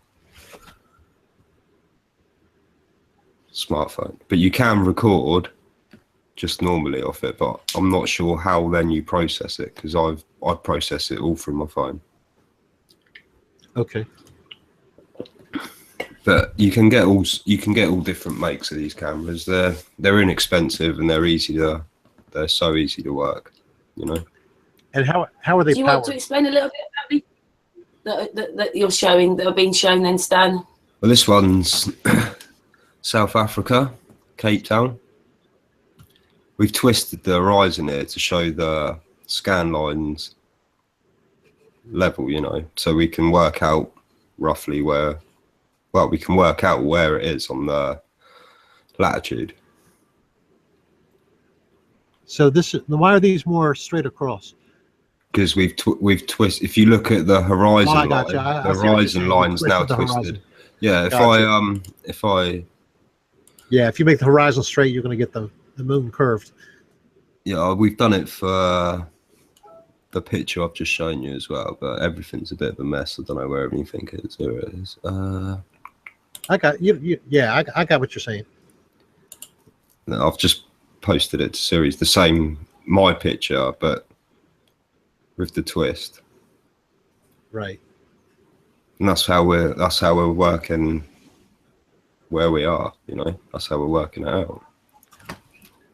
That's your individual perspective and refraction focal point, right? That's yeah. Now, has this led you to any conclusions about anything? Yeah. Lots of stuff. Go on, Stan. We had a quiet moment with Stan. Well, we had a quiet. It's like Ceres was saying. You know, Ceres was saying yesterday, the sky and the ground are not related. The only thing that ties the sky to the ground is you. Right. If you go back to the first picture series and share the first one, this picture, but obviously without the twist in it. when you look at this picture in a VR headset, you will notice that you are the center point. Everything goes around you. Same with any of these pictures that we've got. Everything revolves around you. I've got some more here. And that is such a huge deal that people don't get. Yeah. Well, that's it. That's it. Right? I mean, it's. There's so many people in different groups too, even within the flat Earth community, and they're all kind of debating on what's right, what's wrong, what map is right, what map is wrong, what reality is, and all this kind of thing, right? But it's all focused to you, right? It's right. Yeah. It's your perspective, right? Yeah, maybe stepping in it here, but is this where people mistake? They'll look at something like this and say it's localized to you, so it's got to be a simulation. Well, you tell me. Well, to me, I don't believe in I do not believe we live in a simulated world, personally. No, I think it's real. I definitely think it's real. Yeah. I think nature and God and this reality and realm has holographic properties. That's how mankind has discovered what a hologram is. But we got the idea from nature and God, right? That's how it came to us, right? We're just simulating what we're inside of, essentially. So yeah. It's not a holographic 3-dimensional program inside a computer somewhere. Yeah, I'm starting to say pretty often now, Genesis doesn't start out saying, in the beginning, God simulated the heavens and the earth. He popped up his laptop and started programming one day, and it all happened. Yeah. Now this one's awesome here because it shows the star trails. Yeah, that's cool. Yeah, but they're both the same. They're both the same stars. You're just getting a split because it's 360. Okay. That's Polaris. It comes very close to the way we actually see it, though, with the whole sky.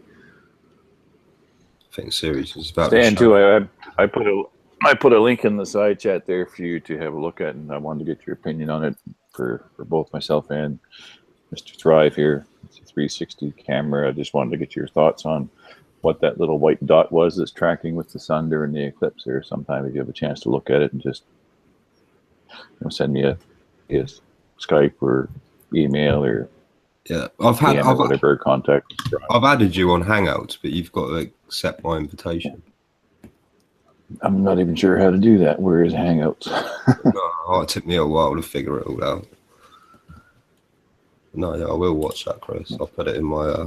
Well, there's a 360 video of a high altitude balloon that was tracking the eclipse, and you'll notice that there's a little white kind of dot that looks like it's above, and it's twinkling like a star type of object, but it's tracking it with the sun. Are we watching it on yours, Chris? Are we looking at it on yours? No, it's just a link. It's a link I sent for Stan because you have to open it up and then go full screen on your computer, and then you can zoom in and have a closer look at that little object, whatever it is. But it's tracking to the right or left of the balloon, because I know the balloon 360 cameras will close the image to a point, right? So the balloon is kind of split down the center of the plane because it's two 180 cameras being combined. But I wanted to see what he thought that little dot was that's tracking with the sun. Whether it's actually an object or if it's just. I'll watch it in the VR set and have a look.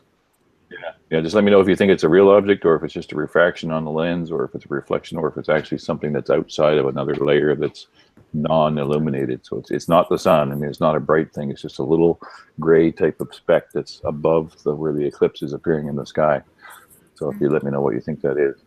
Yeah, we'll do. Is that something that Ceres is going to show? See, Proxy thinks it might be Venus. He thinks it might be Venus. Oh no, he's there. He's just literally popped up a message saying it could be Venus. Well, if it was done that's what I'm wondering. Just get below the horizon.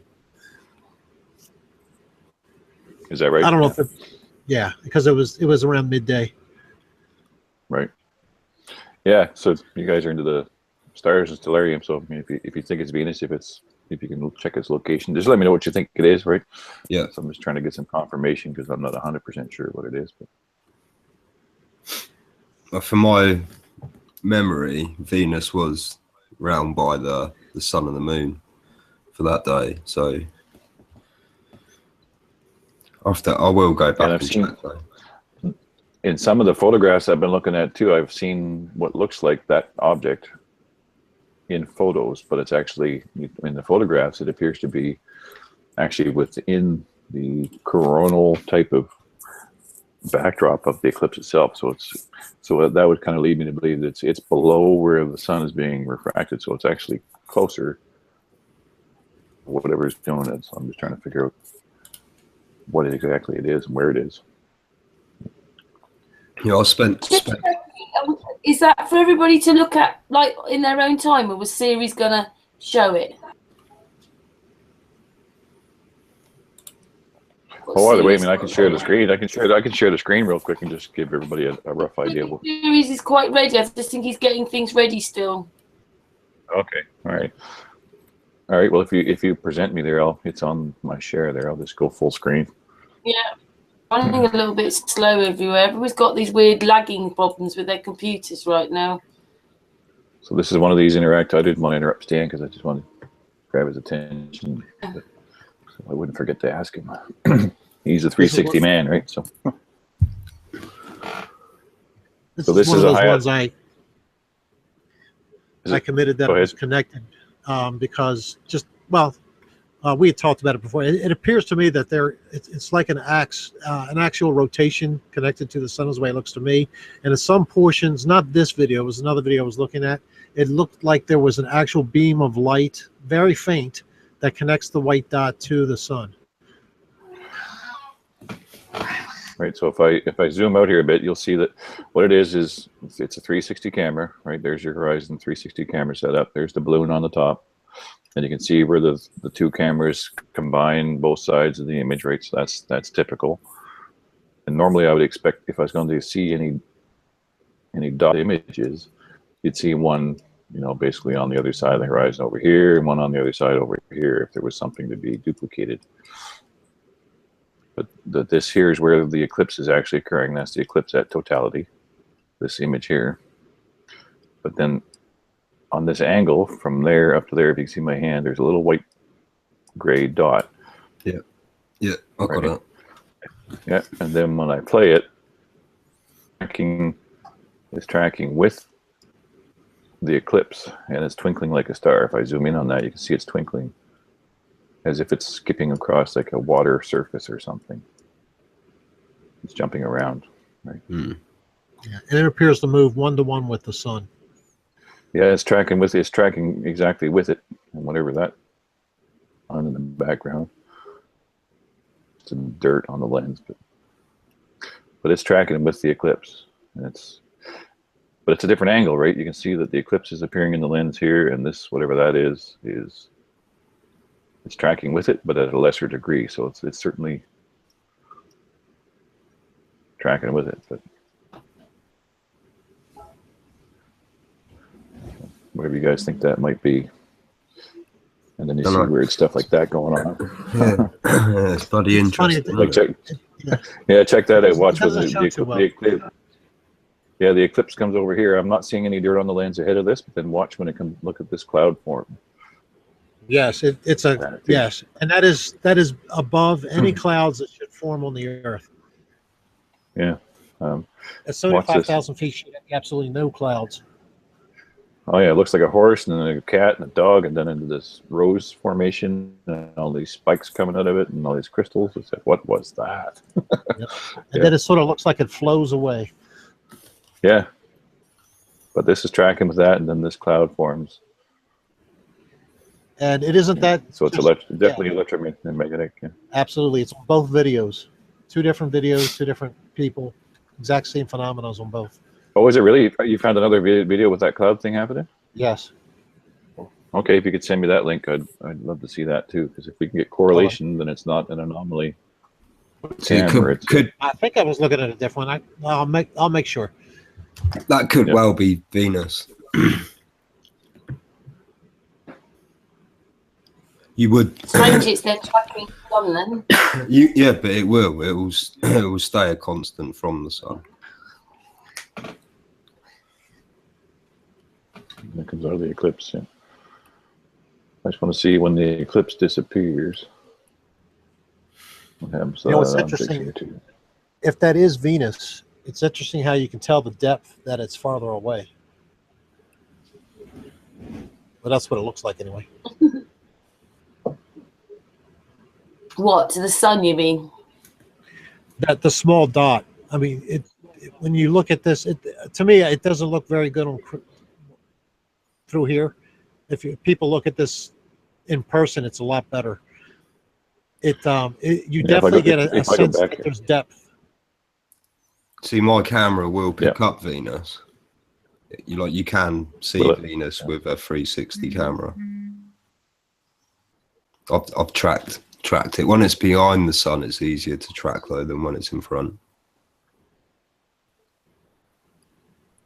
But you only get it as the sun's going down, obviously. You won't get it daytime.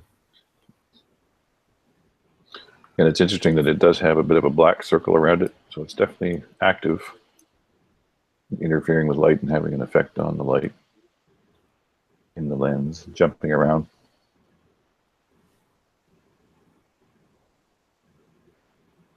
Yeah, so if you think Venus was in that area, then we can kind of, yeah, it was. Yeah. I've been watching it for a while. It's just in front. Was just in front of the sun for the 21st. Right. So it's probably Venus, but I will check, and then I'll run it through Stellarium and have a check on that as well, and see if I can match it up. Yeah. Do you know where that camera was? So Oregon. Oregon, right. I think the eclipse started there at around, I want to say 10. At totality was around 10:30 local time, which I would think Venus would be below the horizon then. No, Venus is in front of the sun at the minute. In front of the sun.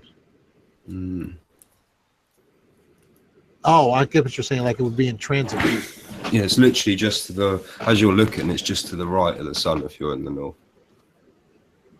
Or it was at the time of the 21st.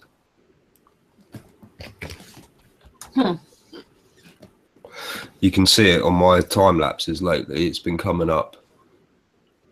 It's like the morning star, Chris, that you've been saying about. It's definitely a bright morning star right now, no doubt. I see it every morning. It's interesting how it looks like it's behind it, though. What, more depth? Yeah, it looks like it's higher to me in altitude. I don't know. To us, everything looks like they might be different distances. Are you going? But they look. Are you and ZProxy able to download like a video like that off YouTube and throw it into your VR? Just have a look at it. Yeah. Really, all of you lot should really go and get a VR, because we're going to be doing so much work with them that you'll only be able to really appreciate it in the VR. What's a VR? Yeah. A virtual reality headset. Okay. The goggles, you just put them on. I put my phone in the Samsung Oculus, and I put my Samsung phone in the Oculus, and then that becomes the screen for viewing. If you haven't seen what they are, they're not that bad. I paid £25 for the glasses secondhand. Well, they were 300 quid new, but everything's cheap now. If you get a Samsung S7 phone, they're less than $300, I'd imagine. And then your camera is $88, and then you'll be paying sort of $40 for your goggles. So it's not that big a deal. Samsung S7. Yeah, that's what I'm using. Right on. So, Mr. Thrive, just to confirm, I guess we're on for tomorrow as well. So yes, and just so if anybody's on my channel, that won't be live. I will go through later and present that. We're going to finally, the people on my channel, you've been waiting for quite a while. I told you that someone was going to come and explain the data from the eclipse. That's Chris that we're talking to right now, is that person. and we finally worked a time out tomorrow, and we're going to do a private chat. And so I can, the problem is I have hardware issues and not very good bandwidth. So the long and short of it is we're going to do it privately. I will then download the file, and then I can re-upload it. So maybe I'll get it there tomorrow evening. If not, definitely by the next day. And then you'll get the presentation that I've been talking to you about, what we sort of half joked about, which is the information that is, to me, what NASA definitely doesn't want out there.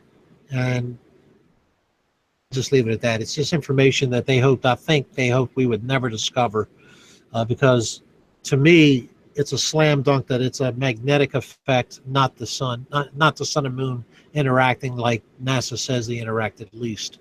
And I think at the most, or at the other extreme, I don't think the moon has anything to do with it whatsoever. Personally, that's my personal view. The moon's in the area, obviously, because it's in that phase. But I think, Chris, if we can show, Chris has done modeling, exact modeling, that has to replicate what would happen during the eclipse. And as soon as it comes out of totality, not very far at all, the moon would go into phase. You would see the phases of the moon as it's approaching. You would see the crescent. But more on that as the video comes out. But the things that I've been telling you to wait on, it's coming. It's finally going to be here. So yeah, we're going to do that tomorrow. Yeah, I'm still good for that, and then I'll get it to my channel as fast as I can. That sounds good. Cool. And I just want to say to the to the audience listening too, I do have to run here. I have another date call I got to get to. Someone's patiently waiting in the background, a certain special someone from Arizona. So yeah, but I don't want anyone to be thinking that I've been trying to ignore the Sun and Moon group or anything else, or jumping around and doing all kinds of stuff. I'm going to keep trying to come back to the Sun and Moon group. I am going to jump over to Thrive and Survive and that type of thing. So, and anything, yeah. So I'll keep doing the research as much as I can, and Facebook posts and all that stuff, while I'm trying to consider how to reorganize my entire life. Make it so I can go somewhere else for a little while. So, well, that's part of the reason I just want people to understand is I've been trying to research. I'm trying to get my credentials pulled from like 20 years worth of credentials and stuff from colleges. I've been on the phone waiting on 1-800 numbers, etc., trying to get this research done and get some credentials so I can transfer some stuff to the United States of America. Hey, Chris, good luck with everything. You think you're coming here? Good luck with everything, Chris. You thinking? Well, yeah, immigration to pull all my credentials and stuff for schooling and get it all transferable to the American Welding Society, and so yeah, it's going to take a little process, but absolutely, I might be coming down to your place and having a cold one with you, Rich, or a coffee, or whatever it is you prefer. That'd be totally awesome. So cool. Yeah. Well, I think the person you're speaking to is going to also come on the channel and speak about her background, which is very interesting as well. Yep, absolutely. Yeah, Cindy's awesome. So, well, thank you very much, Chris, and thank you in advance for tomorrow. Hello, Cindy. Yeah. Don't know if she's listening, but she's awesome. So. Yeah, she's in the chat room. So. Is that right? He's just coming, Cindy. Well, I'll just say I'm a hard nut to crack. If there's anyone up there that can do that, you got to be special. Yeah, good to see you, Chris. Yep. So you guys take care. Thanks for having me on again, and I'll be back again as soon as I can. I'm busy tomorrow, but maybe by Friday, Saturday, another hang up. I'll have something more prepared too. Brilliant. That's brilliant news, Chris. Thank you. All right, thank you, and Ceres, Karen, love you guys. We'll see you soon. Okay. Yeah, hey, we love you too. Have a great evening, and good luck with everything. Bye, Chris. Bye. Bye. Take care. I feel like I need to go back for a hug, really. Oh. Big hug. Let's do the famous Sun and Moon hug. Oh my god. Come on. Nice trim beard. Yeah, I even trimmed the wisdom down a bit.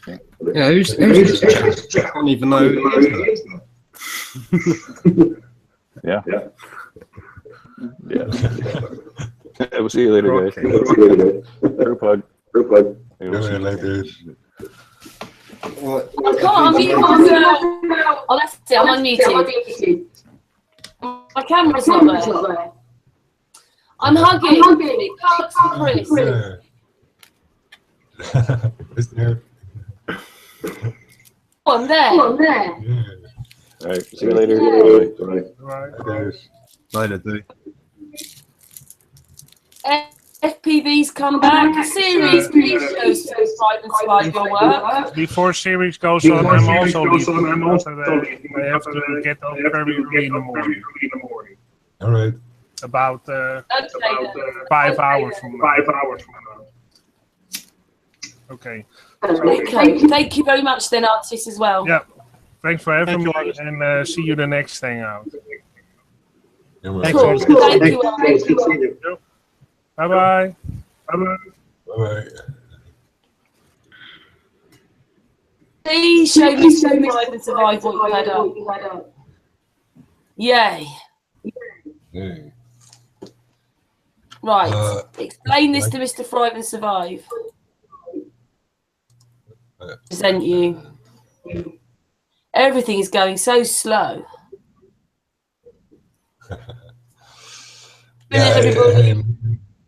It's just my PC a little bit slow down with everything I do, I guess. It's not just yours; it's mine as well. I'm just doing it, Ceres. It's just gone blank. Yeah. Trying to present Ceres. Oh. Stuck. That's it. You've done it.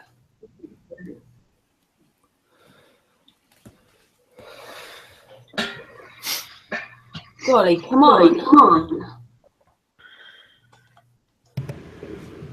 We've got the big echo problem again. Ceres, but he's going to talk. Let's close a few ones. I just hope everybody can see it because I pressed it and it's just not coming up. There you go.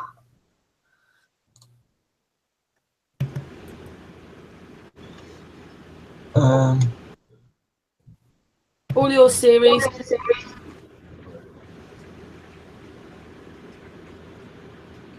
Slow. It's really slow.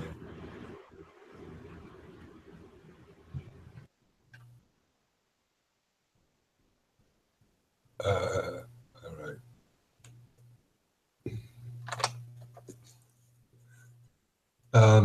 Yeah. The square in the middle is what we have from Google Maps as imagery data, and how they give it is a perfect square. And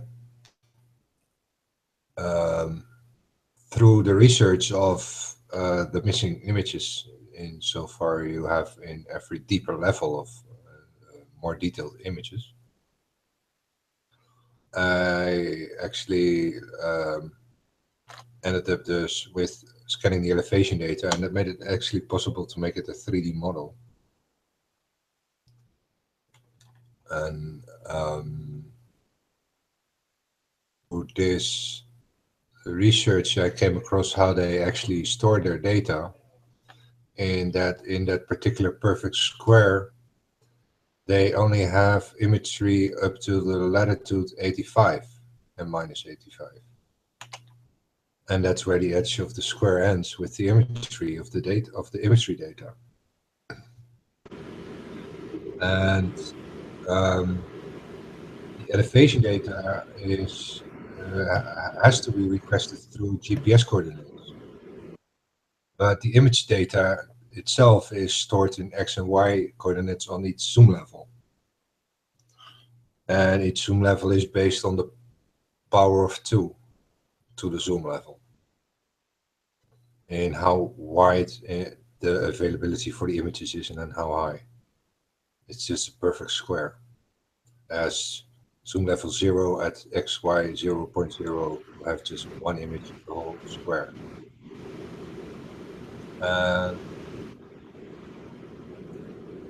By requesting the data up till the latitude 90, or actually 98.99999, through the formula they actually use to get images through GPS coordinates in their actual XY coordinates to download these images and show it in the application.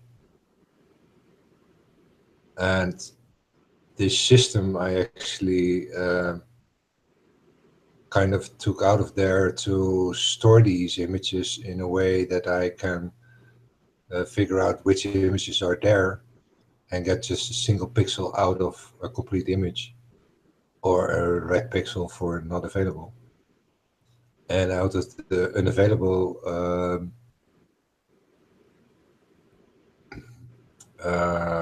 areas, I just add the elevation colors. And the elevation colors is kind of developed through the biggest areas of where there's just a huge color area, like here on the right side. And where you just can't really see detail, this I added more colors between the distance, between the heights. And that ended up with the whole color map of what I have here now. I can also show it completely in elevation color. That will take a few seconds. Out of this elevation data, I actually found how the flower of life is actually tying into the square dimensions of at least the distance of the equator as a base. And because I ended up with this triple square data, I figured I can actually draw the flower of life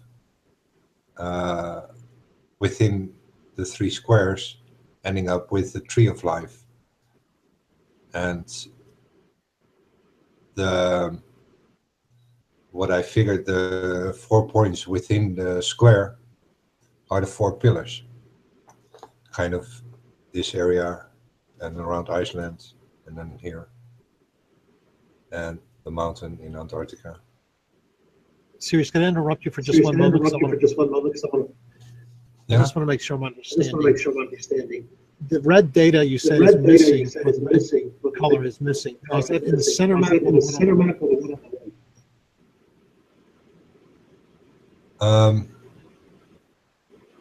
Missing means a missing image in their database. They just don't have an image for a particular zoom level in a particular XY coordinate. Right, but the color itself. Yeah. And it looks like most of the map is data, except for. It's kind of a trick of resizing the image to a single pixel, so you end up with the color, what is the average color of the whole image. Okay, so it looks like you have most of the whole world. Yeah. Except for it looks like one stripe there. The Mediterranean. I can't tell far. Maybe in China. Russia. I'm not sure exactly where that is. Okay. I just want to make sure. Ceres, when Mr. Thrive speaks, yourself, because it's really echoing.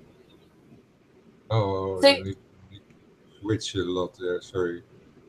Just when he's speaking. Oh, yeah. Just when he's speaking. Then you're speaking as well. Yeah.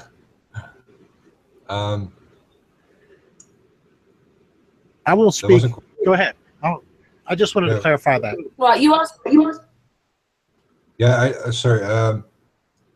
From these pixels, I built just icon files so I can store the data. And out of these icon files, I eventually end up with the size of what the zoom level contains.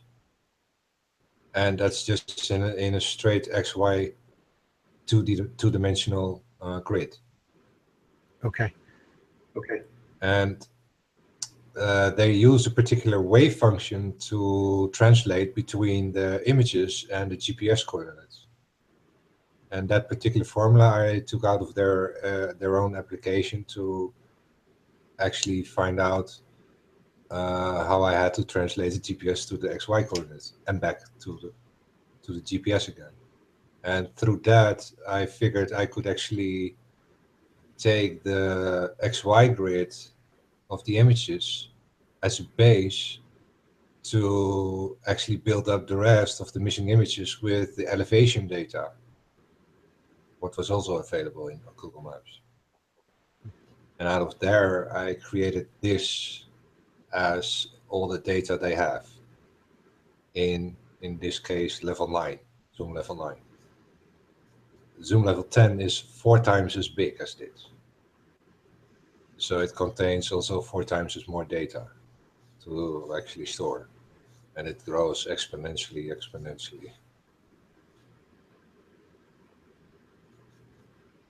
And yeah, to even have the deepest detail on that, you have it on your own empirical level, in the sense that you can actually see the ground as it is and check that with the data.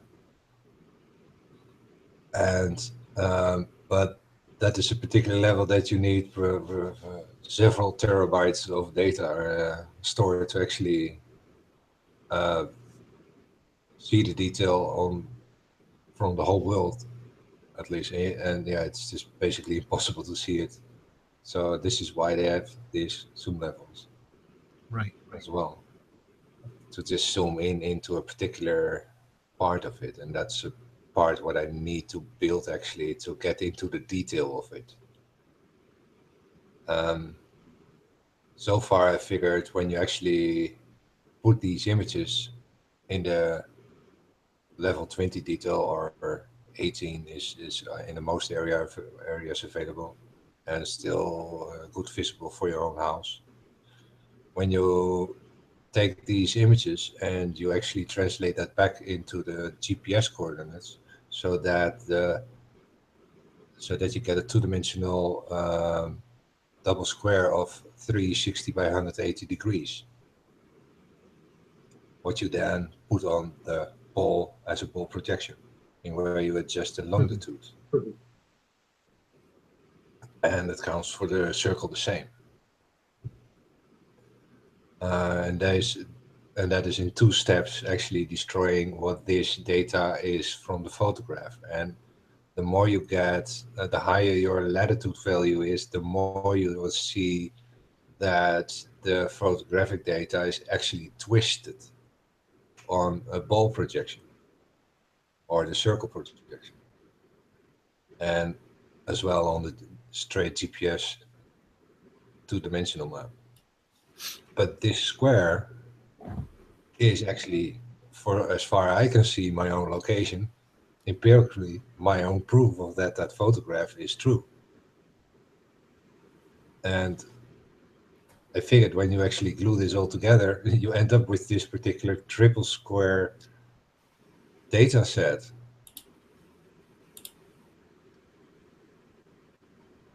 And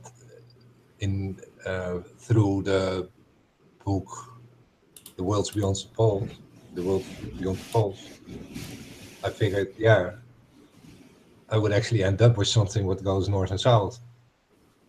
And there is the extra space, but it's apparently within all these toroidal fields. And I've even tried to three-dimensionally put in the Flower of Life grid.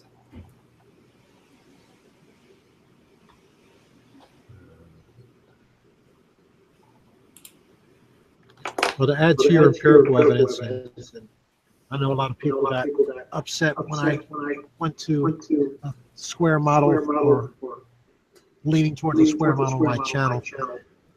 The empirical evidence I have is being in the Navy and knowing how we navigated. This model makes sense, a circle does not. Because you don't travel when you're supposed to if it's a globe when you are in the Navy. You just don't. Your GPS coordinates only match up if it's a square. Yeah, it's so far I figured all this data if you translate that in first of all the two-dimensional GPS map, you lose about 2/3 of the top and the bottom squares on one line. It ends up in one line, and when you put it in a ball projection, you even lose it into a single pixel. And I can't see how you can get this particular data out of that particular pixel. I mean, I would expect actually same edge, and then especially for 2/3. And it's in the south, you can see a particular wave even in the elevation data. And that wave edge is actually lining up with that flower of life pattern, what ends up in the tree of life. The points here, I need to actually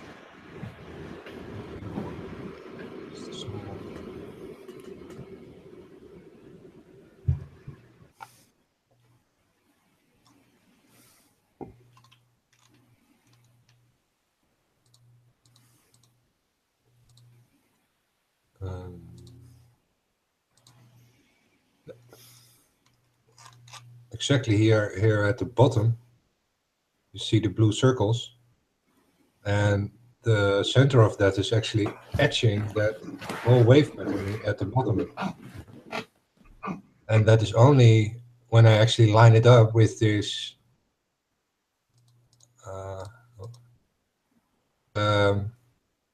tropical analemma wave of the sun and the moon, based on the golden ratio, and then from the 0.0 of the square, it actually lines up exactly in the middle of the wave. And it also lines up with the mountains. So this is a pretty static lineup with the flower of life grid. That's what I call it in the video. And there is a particular thing with the flower of life grid that, because of this pattern, you have that the west edge and the east edge actually are the same point and are the same white circle in the fourth dimensional in the fourth dimension as the connecting circle, and then you perceive it from exactly the center of the map. We only see that circle as a straight line. That circle is just a straight line of the third dimension, of the first dimension probably, because the second dimension, north-south, has if the fourth is that principle of that the dimension itself becomes a toroidal field, what is a closed loop as a field. Then you should expect that the next dimension has the same property. But the next dimension contains also the previous one. And through the flower of life grid, I actually found out that there is this difference in the direction of it. When you take east-west and you take the next step, you end up actually in the same square at the same position, without ever actually getting off the edge of the square with the circle. But when you do that north-south, you actually draw the crossings here because of the diagonal lines here. And that makes that you end up a little bit before the edge of the square. And because of this, you need 15 circles and 13 squares to end up exactly at the edge of the square again with the circles. So you have 1 step horizontally and then 13 steps vertically. Of 13 squares vertically to have an interference pattern between the circle and the square. What actually lines up then. And through this, I figured, yeah, you need at least to have it even existence through this grid. And what I figured is, if you take the 4th dimension kind of as a circle, and the 5th as the donut, what is containing the circle in north-south directions, it actually is part of the 6th dimensional part of what is the up-down 6th dimensional toroidal field. And that is the 3rd looping one. And I'm not sure where to place it actually, other than actually inwards and outwards from within, infinitely small within to infinitely small without, like the Tangus functions actually. These will be 360-degree toroidal fields going each way, correct? On each dimension you have, for every next dimension, a toroidal field as a closed circle to create the toroidal field eventually, because that becomes the toroidal field if you look at it as a closed loop. But we see it through the 3 dimensions always as a flat, always as a straight line.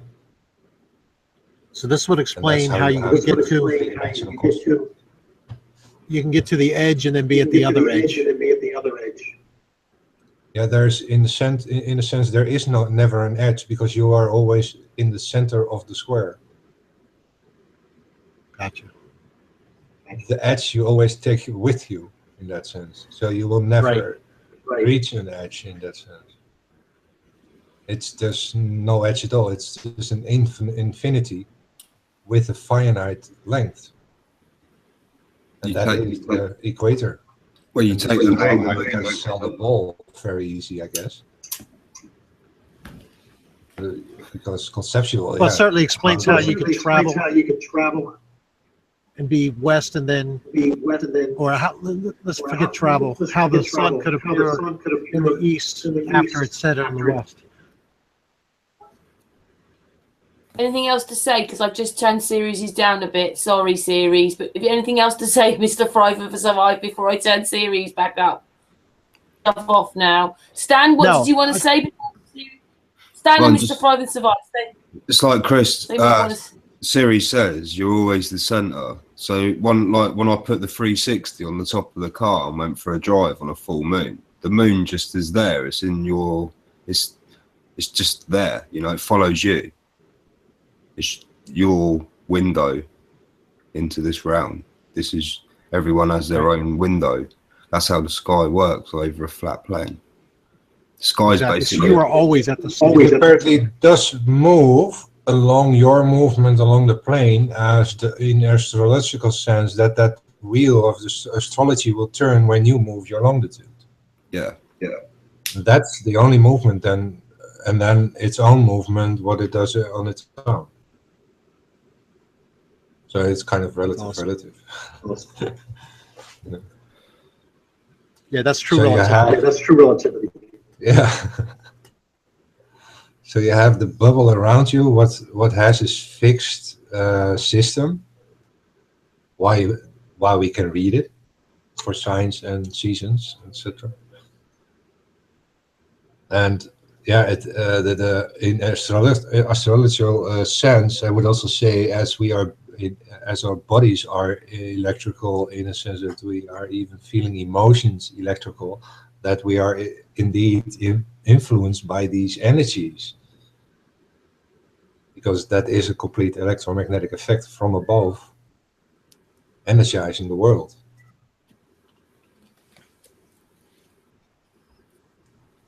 I can even see a sense of the negative and positive.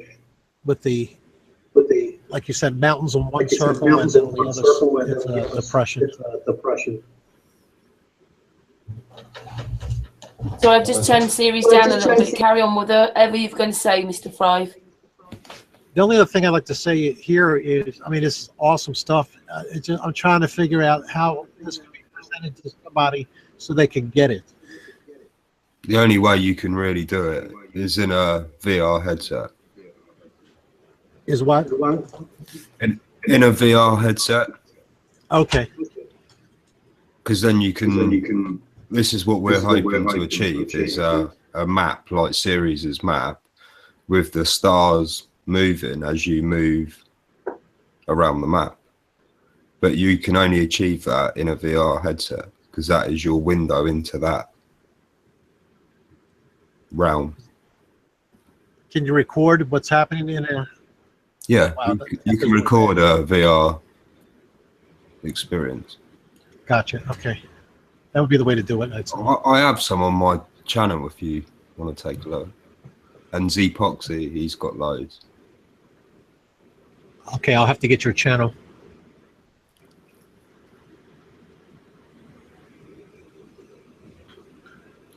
Cool. Right, put Ceres back up now, okay? Right. There you go, Ceres. Sorry, Ceres. Sorry, there are cats on there. Real?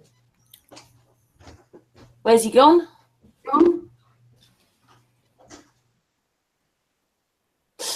Yeah, so Mr. Thrive, Ceres, two things. I'm going to turn him down for a second. He's got all these pixel data, and then he's got this, which he's been doing for months as well.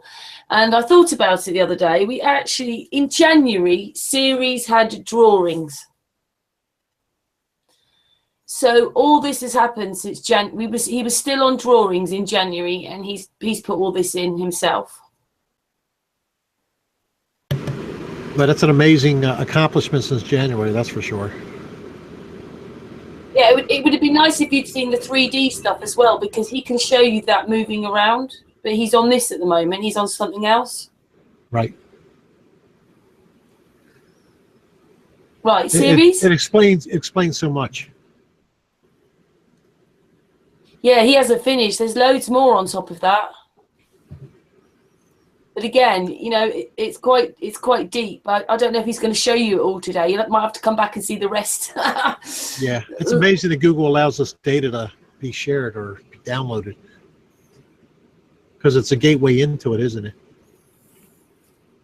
Yeah, it wasn't easy to find what he found. He just realised I think he was watching something, a program, and then they were talking about these keys, tried it, and he managed to get in. Well, I'm glad he did. But, you know, people have laughed at Ceres. We've had many people laugh, and people either laugh or are afraid of what they don't understand. That's it. They and can't try and steal it. That's why they you know, they take the mick and whatnot, and they laugh because they don't understand. That's all. If you spent 1 day or 2 days looking into flat Earth, anyone, you're a flat earther after that. If you're not, you're stupid. You know? Yeah.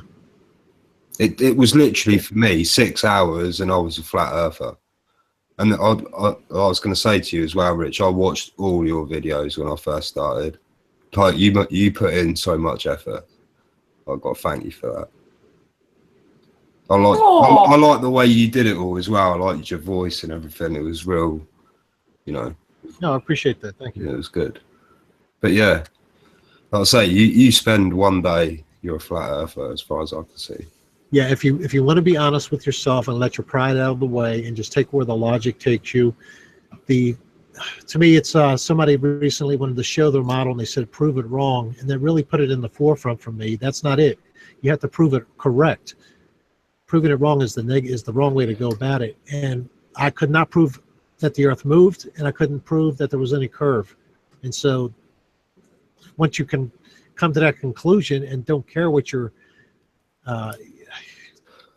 what's been programmed into you, you have, if you want to accept truth, like you said, it doesn't take much effort at all. But if you're willing to put it in, and you stay a ball Earth believer or a believer in the NASA system or the whatever you want to call it, you either don't understand it or you really haven't put honest effort into it, or you're allowing your ego, pride, whatever you want to call it, to interfere with what real truth is. Yeah, thank you, Rich, because, you know, as much as possible, we try to leave our egos at the door because it just doesn't get you anywhere.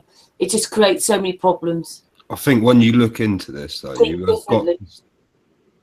just got to question the ball. You know, you can't go into it with a mindset.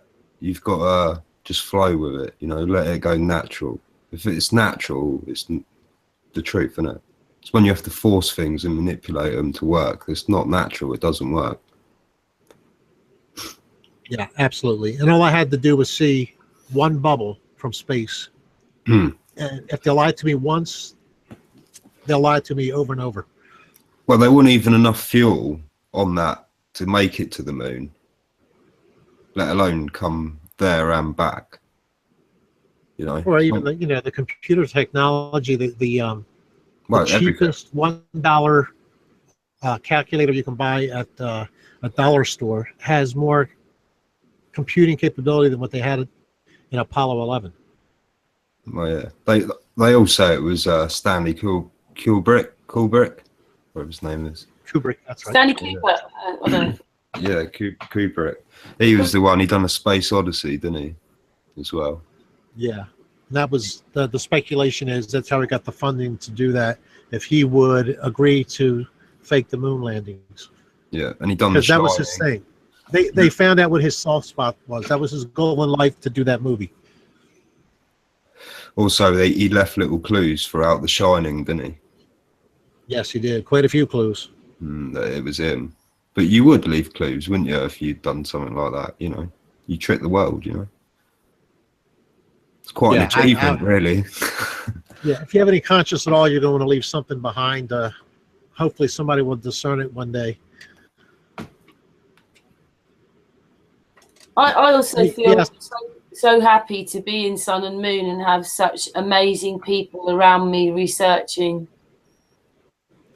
Well, I don't know how you did it, but you got a good magnet going.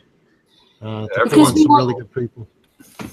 Mr. Thrive. We don't want the drama. We hope everybody comes with us. I know that you have your own channel, but you know what I mean. You're our friend now. It's bad enough as it is. The research takes long enough. We're having to start from the beginning. Most of us don't have very much money, and it just goes on. But, you know, Ceres, for instance, he's my group partner. Well, he's my boyfriend now. But anyway, he is one of the most patient people I have ever met. And the amount of effort he's put into doing his work. And, yeah. Are you going to show us a bit more now, Ceres?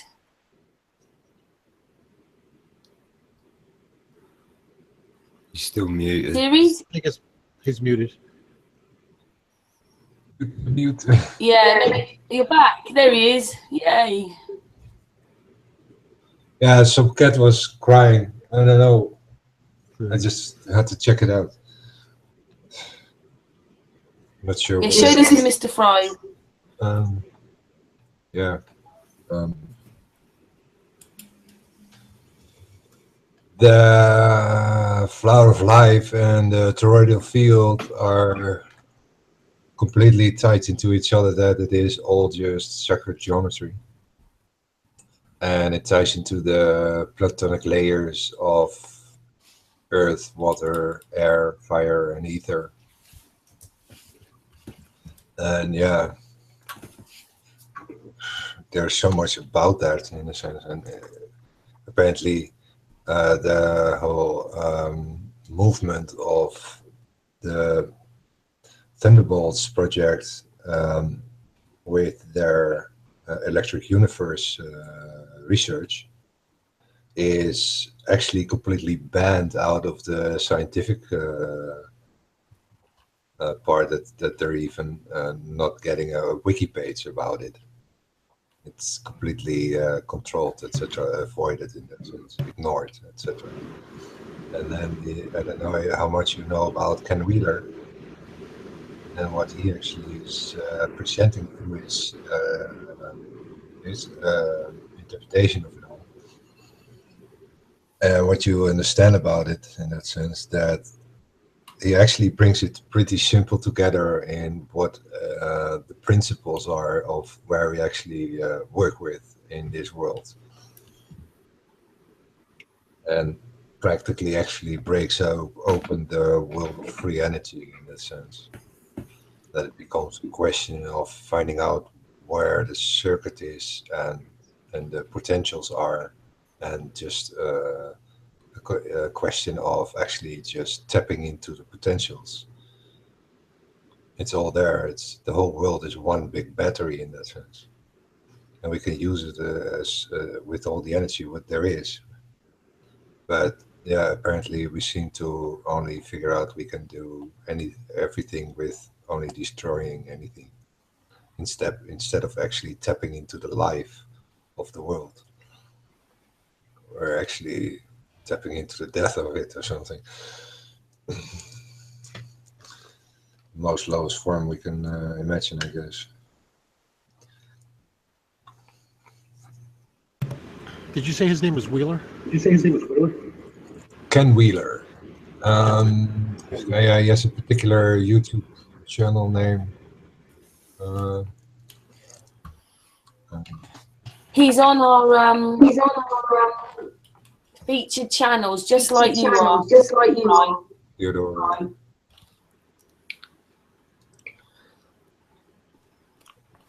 I guess he has a very good playlist. Oh, it's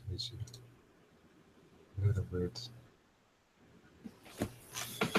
He had a particular list of practically everything he has about electromagnetic stuff. Where is it?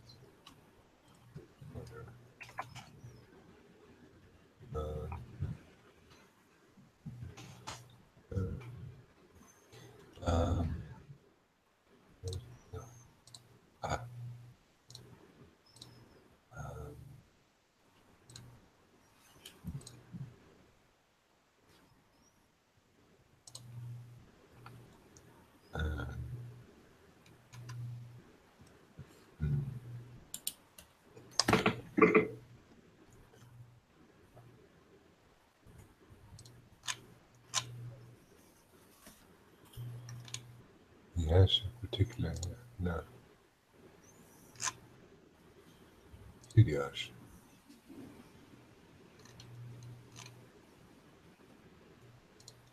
How did he get? He had a particular playlist with all his.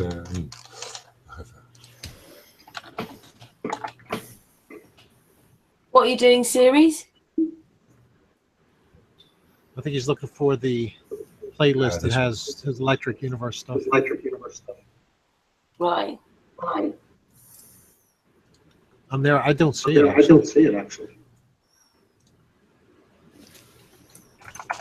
Not a playlist anyway. Not under the name he's got up there. Yeah, with the first video. Right, it has magnificent stuff with what he's actually explaining, and yeah, it completely ties into that. It's kind of the earth is the square, the heaven is the circle, like I forgot his name. Somebody explained. And each are half of the alphabet, and the G is the seventh letter, and the T is the seventh letter, and the G is taken for the circle above, and the T is taken for the circle below, for the half of the circle below. And in that sense, you build up a new toroidal field potential in a particular direction.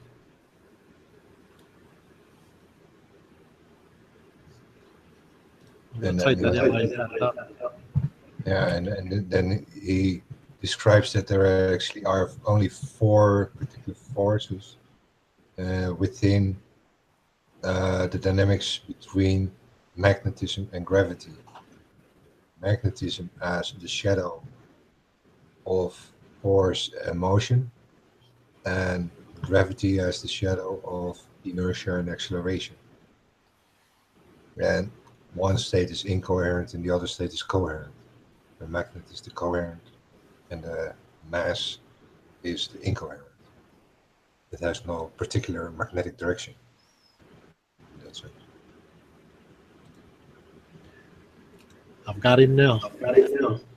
And then what I think about is that we have the 4 pillars, as in 4 wings, as in the 4 angels with the 4 faces,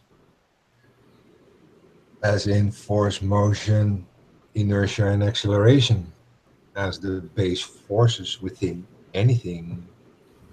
What is an atom? Creating these toroidal fields and building these toroidal field structures as well, like the tree and the body.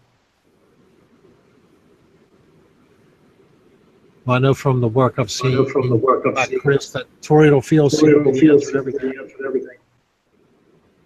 Yeah, it ties in so much. You see, everything in creation is just like Santos says, all is atom. All is atom. It's all related to words related to the same principle.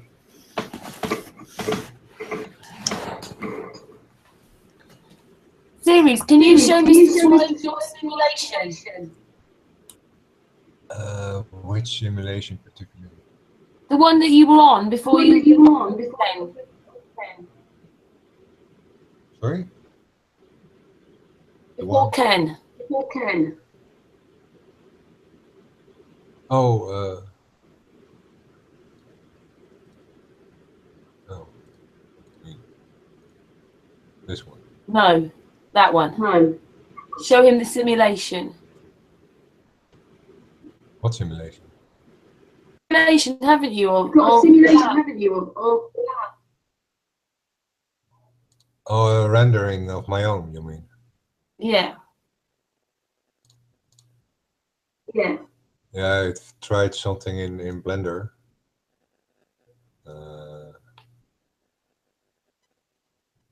11 seconds, a long one.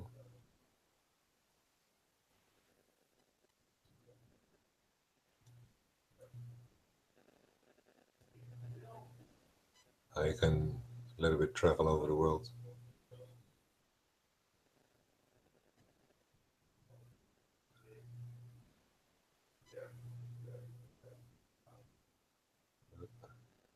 Missing some data, I guess.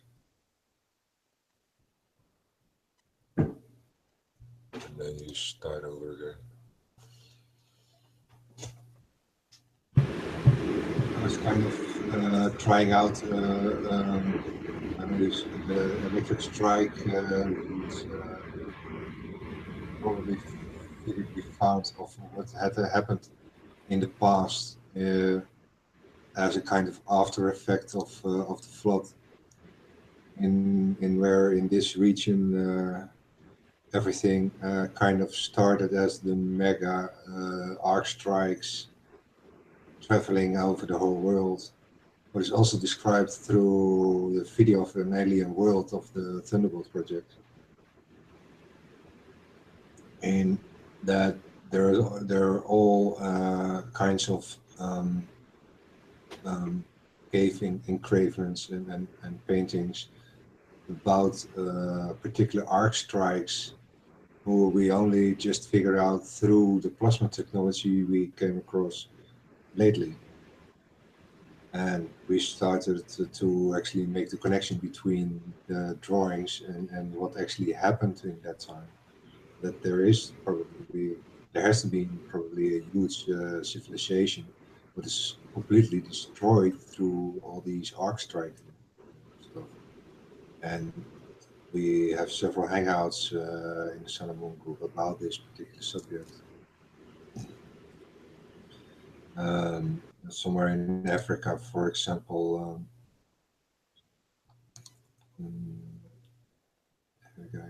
look. Here you have a particular circle. Okay, here you have a circle, and that is a 600-mile radius blast. What has a mountain somewhere nearby? Maybe, yeah. Just shit. It's a little bit too fast. You have, at least you have two huge, one upstanding mountain and one kind of moon crater type with a little pin in the middle. As two different polarities of one huge arc strike of a diameter of 600 miles. And Chris showed something about in Italy around Rome, how there is from the sea as a battery and land a particular circuit created where there came out of also a strike completely destroying Rome. And you saw the two crater parts in where one is the positive and the other is the negative. And there's a whole range of these strikes happening throughout the world. And yeah, Greenland is probably one of the bigger center poles of magnetism. In a sense that it is the huge mountain as in Antarctica, where there is visibly a pillar. And yeah, here in America you have also this mountain range, what is created by probably the same thing as how do you call that?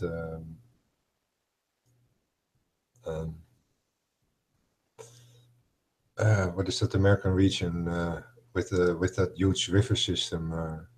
What is thought to have craven out the Grand Canyons? Yeah, the Grand Canyons. That was probably. Oh yeah, the Colorado River supposedly. Over 200 million years. There was probably one huge strike in a few seconds, and everything happened. You know, and that's just how the whole bigger electromagnetic scale of all this works in the world. And in the past, they probably knew this all and used this energy as well. But apparently, there was a lot of energy potential somewhere, but actually collapsed, and that destroyed previous civilization big time, and you can see remnants of it through even particular electromagnetic effects of completely burnt tops and particular elements on particular places gathered, in a sense that you have an iron mountain because of the strike, as one particular polarity gathers all the iron, and you can mine that if you know how that works. With that whole electromagnetic stuff, you can actually figure out where you can find what. Which I'm sure they know also. Yeah. Even volcanoes seem to be created through these electromagnetic arcing, where it's even heating a particular part with downwards into the earth. And that excites a lot, and apparently it's even creating water through this whole process.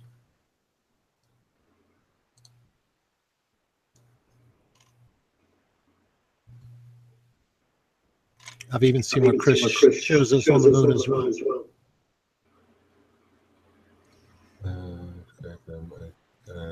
Another 3D test.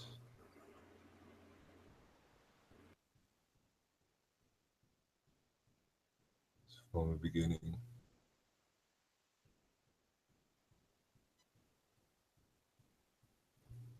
It's 11 minutes. Let's go forward.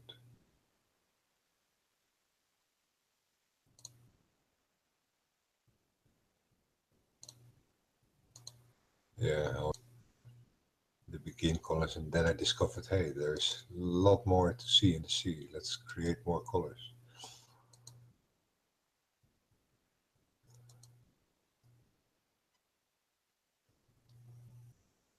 This is all just in the website as a 3D rendering, as long as you have a GPU video card, a CUDA video card.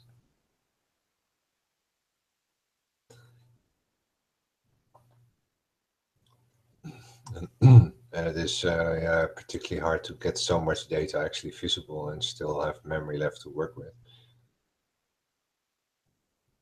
Practically need a mainframe or something to actually animate this stuff in all detail, and figure out a lot of smarter way to actually do it. Not load everything and that stuff.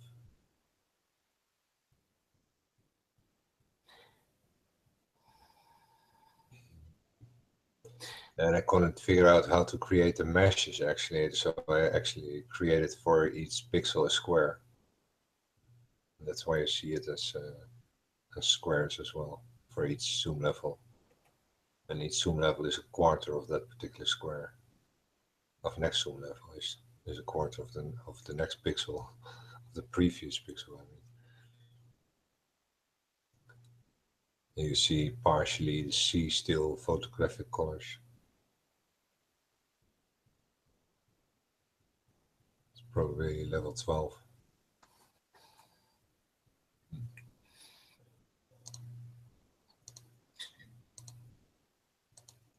Ceres.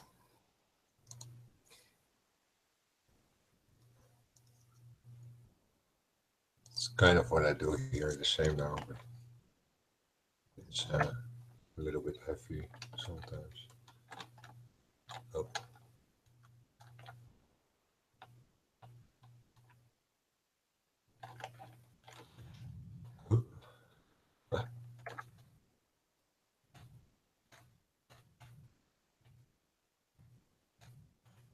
Just has one computer.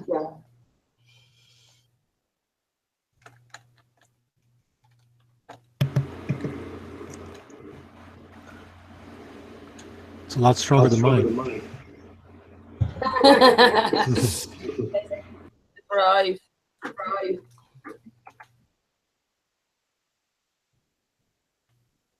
And this is just standard level 9.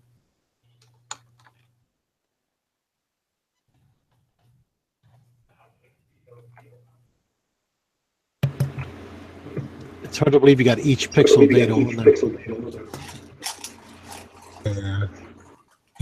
And in the color that it is.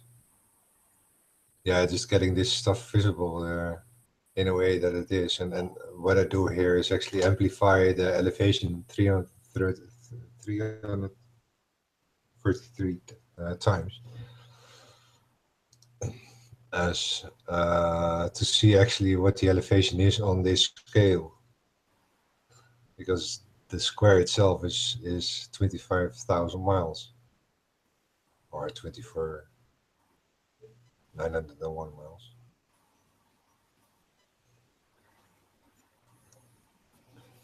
And yeah, you barely see it when you actually have it on one and do it. It has to recalculate the map. When need better ways to actually manipulate this. When you first showed it to a series, it looked like a pop-up.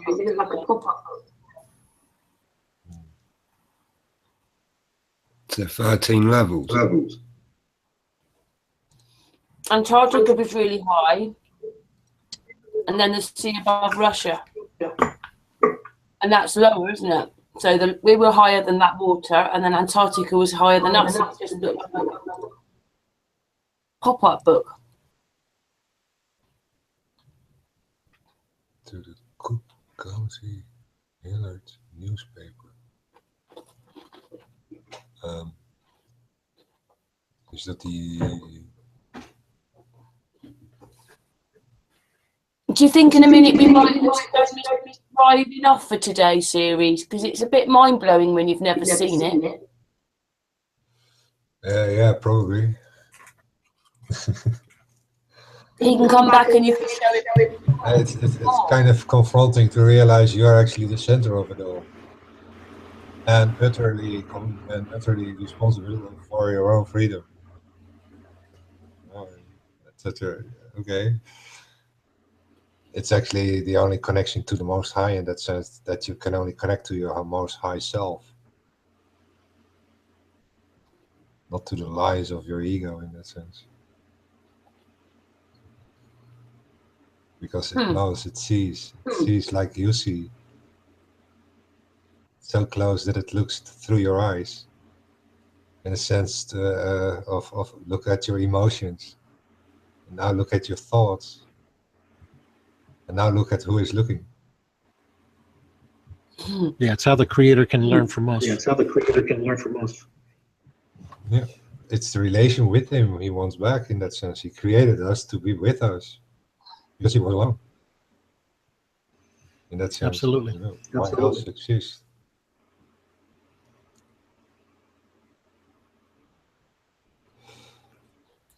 We've got the bright yellow spots. The bright yellow spots. Go for it, Richard. Go ahead.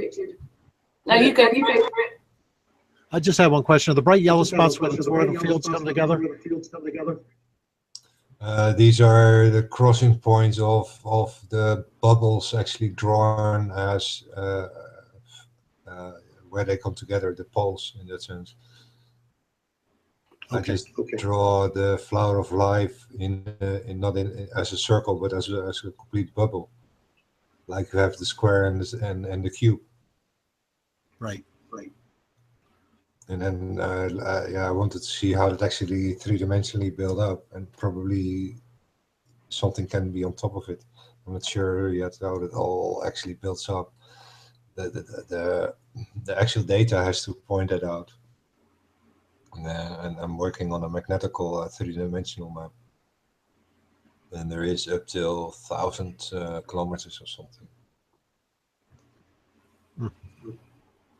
So yeah, you must have patience. Yeah, that's not only the elevation dimensionally once, but it is actually, well, I take it every 10 kilometers from 0 to 1,000. So times, what is it, 100? And he hasn't shown you it all yet. There's more. But maybe you have to come back on another hangout. Here's, I'm just going to turn you down. I'm really sorry. All right. To talk, it's just a complete echo. Sorry. You have to get Ceres a headset. When he's playing so much on his computer, it never used to be like that. But since he's added Blender and done things like that, then he's got a slight echo. But I just wanted to say there's another Richard on this panel, the beer guy. Do you have any questions you'd like to ask Mr. Thrive? Is he there? Quiet for a very long time. Stan, is there any questions you'd like to ask Mr. Thrive? Yeah, I was just wondering when you're going to get your camera. we can make your sky, you know, we can piece together where you are and have a look, you know. Yeah, I'll let you know. After the 23rd, I'll know what I'm getting paid next time from Google. So we'll see. But we have to hook up so that we can talk about, make sure I get the right hardware and things like that. Yeah, definitely. You can add me on the Hangouts. We'll sort it out anyway. You're on the Hangout already? I mean, you're on the list or whatever? Yeah, you can probably talk to each other to start with through the Hangout link that there'll be from this one. Yeah. Okay. Yeah, we can get in contact. Definitely. Yeah, you could just PM me on YouTube also. Yeah. Yeah. You know what? If you, Karen, if you could give him my email address at the Hotmail one, that'll work. Sure, I'll give it to Stan. I appreciate that. See, Thank you. we're such a good community, aren't we? We all like to help each other. I appreciate that very much. Yeah, the Hangout everyone system used is to do it. itself actually a messenger system. Yeah, you know, and that's it. We haven't known, we've only known you for a few months, haven't we, Stan? But you've become another amazing part of Sun and Moon. You don't come on all the time, but we love all your information. Obviously, Chris worked with you quite a lot with the clips, and it's just a great community thing we're in. Yeah, it's good. It's good. You know, we're getting somewhere. We really are. Yeah, you're the real. Yeah, you're the reason. Chris, sorry, MrThriveAndSurvive. I know you do your own thing, but I just think they're such great researchers. Hours and hours of their life. That's a good thing. Somebody's got to do it. Yeah, that's it. Yeah. Sometimes you've got to just do it yourself. There's no one else out there. That's going to do it. You just got to take it upon yourself. If you can do something, why aren't you doing it? Yeah, I'd love to add the data from here. Where I'm actually situated isn't a very good spot. It's a very good horizon. So I can hook it up, I'm sure, and get it to work. We'll work out the details. Yeah, even one night's track, that's all we're really after. You know, you don't have to do the whole 14 days, just one night, and then we can work from our tracking where the moon was. And, you know, we got a camera in the south and we've got one in the north, so we can then, you know, what's the word I'm looking for? Well, check, you know, we can check. How are they triangulate? Liaison, is that the word? No, I can't think of the right word, but they're battery, and you can leave them plugged in as well when you're recording, so you get the full, you know, 12 hours. I was thinking of putting one on top of my truck and just you can buy a drive it to a battery. location where I have horizon, and just go that way. Yeah, you can have a battery pack that you charge it off. They do, you know, the chargers for your phone. You get yeah, I've got a really good one. Yeah, if you've got one of them, you just plug your USB in, plug it into the camera, and that'll charge it. Okay, yeah, the one I have will charge my iPhone from 0 to 7 times before I have to recharge the pack. Yeah, you're sorted then. You just need the camera. Yeah, I love that. Love to add the data. Yeah, because around Sun and Moon, right, you've got Ceres on the land, and then we have this other guy called Matt Jerome who's into triangles, drawing the flower of life, and he's just the triangle part and the bit between.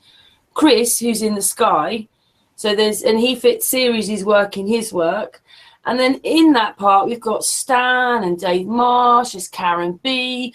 There's just loads of people around actually taking photographs and filming this stuff. And then we all communicate together and come together on Hangouts. It's just brilliant. Yeah, I agree. It is. It's fantastic. And like you said, without the drama, that's what gets in the way of so many things. We could be so much farther ahead without the drama. And all the drama is based on stuff anyway, so it's just hearsay most of the time, and it's just I don't know. We don't want to go there. What is Ceres? What is it? You want the truth of the truth, not the truth of the lie. Is that right? We want the truth. We want all the rest. I think as you move into this, you get more spiritual, understand that flat Earth is all about that side of it. All that drama and ego just isn't there. People like, you know, we've noticed MrThrive, we just want to get on and try and help each other and learn and talk and communicate. Exactly. I think that's why you've done so well, though, is because the way you are is you're very calm and, you know, factual. No drama. And I don't leave the drama out of it, you know. Exactly, and it's like I always say, there's plenty of places where you can go find an argument. I'm not there to argue. I've proved it myself. I don't. You know, people send me links to Wikipedia, of course, or whatever. It's like, I don't need to look at that model. I've already disproved it. Why should I entertain it anymore? It just takes my time away from something productive. And that's exactly it. It's no longer a debate for me. It's not a ball. It doesn't work. To have one problem with it doesn't work. Base we were doing this with someone else the other day. The message was, we don't want that. We want dialogue. We don't need to discuss. We already know. Oh. I want to realize what the other actually sees. But it's actually finding enough people researching, because there isn't hundreds of you. There isn't. I've noticed a lot more coming out of the woodwork.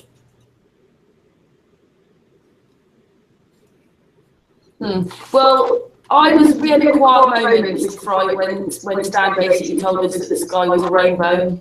We had to think again, like, right, okay, another thought pattern has to go ahead. Explain that to Mr. Thrive a little bit then, Stan. Well, it's like a rainbow. You can never get to the end of a rainbow, can you? There's the root, you know, the story of a pot of gold at the end of the rainbow, because you'll never get to the end of the rainbow. When you move, the rainbow moves with you. And the sun does it, the moon does it, all the stars do it. Like Ceres says earlier, the box, or it's the ball, we call it the ball of sky. It rolls with you around the map. And that's how they were navigating for years, using the stars. That's a good term, the ball. It is. And the thing is that the land's flat and the sky's a ball. That's how they've tricked people for so long, that you're living on a globe. It's because the sky's a globe. So when you look up, you just automatically presume you're on a ball. But how can you have... That's what I say to people when they're saying, oh, no, it's a ball. Look at the stars. It's like, well, that's what they're telling you. But that's only because you're looking at it already with... You're thinking you live on a ball. You know, if you lived on this ball, you wouldn't have the stars travels that we're having. They'd just be a mess. They wouldn't be a nice circle in the sky. They'd be a mess because of all the motions that they tell you. It just wouldn't happen. Yeah, once I finally saw time-lapse photography of, you know, both poles pretty much at the same time or close to it with the equatorial regions. And once I could finally get that through, because I'm so bad with visuals, that if we were on a ball that was spinning, we would never see what we see in the sky. You have to think it through, but it just doesn't make sense to me. It'd be the worst merry-go-round you'd ever be on. Well, for a while, like straight away, I thought the world's flat. But for a while, I was wondering with the stars, what is going on with the stars? You know? Yeah, but the answer is they are literally separate. Yeah, but in the end, it told me that we're on a flat Earth, motionless Earth, because the stars are moving, not me. You know, and the stars prove a flat, motionless Earth. It's just you have to get off of the ball to work out that's what, you know. You have to look at them with a blank page. Not already with a variable set, so to speak. Yeah, that's the trouble. When you go to a planetarium, they have a inverted bowl above you, and they rotate the stars. You sit perfectly still. So they're really showing you the model. Yes. And it works perfect, doesn't it? Yeah, there you go. I've just sent that to Ceres. That's about sun and moon.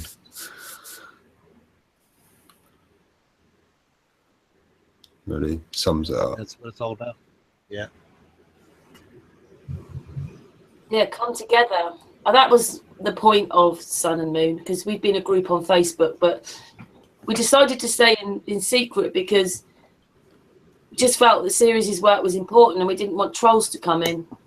But then it became apparent suddenly we started to have a few live hangouts. It was really hard for Ceres not to talk about some of his work.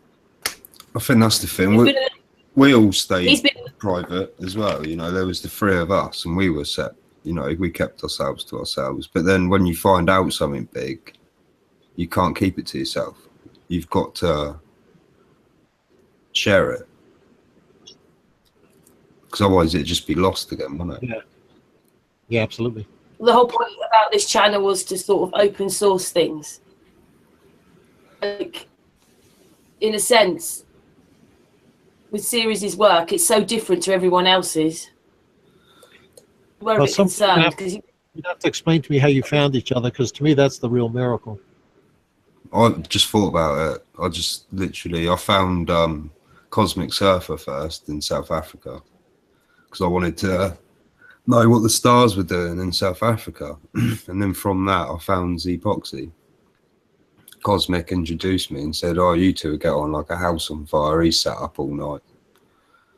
He doesn't sleep, you know, he's just... He goes, you two would get on really well. And we have, like, that was 2 years ago, pretty much. We've been talking. And every day. And then we also have someone else called Dave Marsh as well. He's amazing, and he only started about a year ago taking pictures of the moon and stuff like that. And he did the moon race. He showed you the moon race last time. Dave, he was on last time. I think we started to get there, but we never did. I think when I was on, anyway. Unless I'm forgetting. Right, well, you have to come back and see that one. Part of it. Yeah, I think he was showing that it goes faster over the Tropic of Capricorn, if I remember. Something like that. Was that what it was? Speeds up and slows down all the time. It does. Yeah, it does. It's doing. It's doing some crazy things. There must be a cycle to it though, but the cycle must be so long.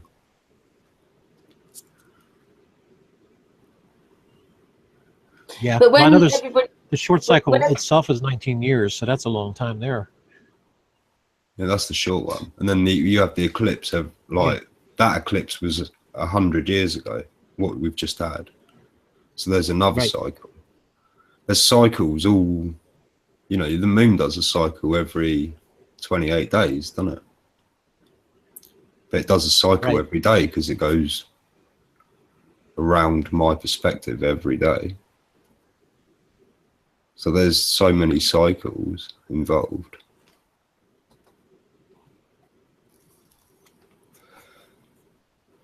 Moon's literally just come up here. I'm watching it.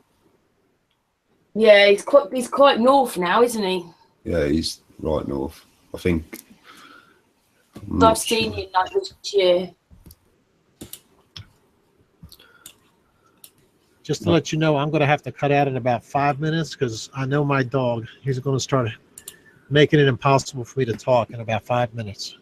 He wants your attention. Thank you so much for joining us. I hope that you've enjoyed some of this, and it's a bit different today because I enjoyed all of it.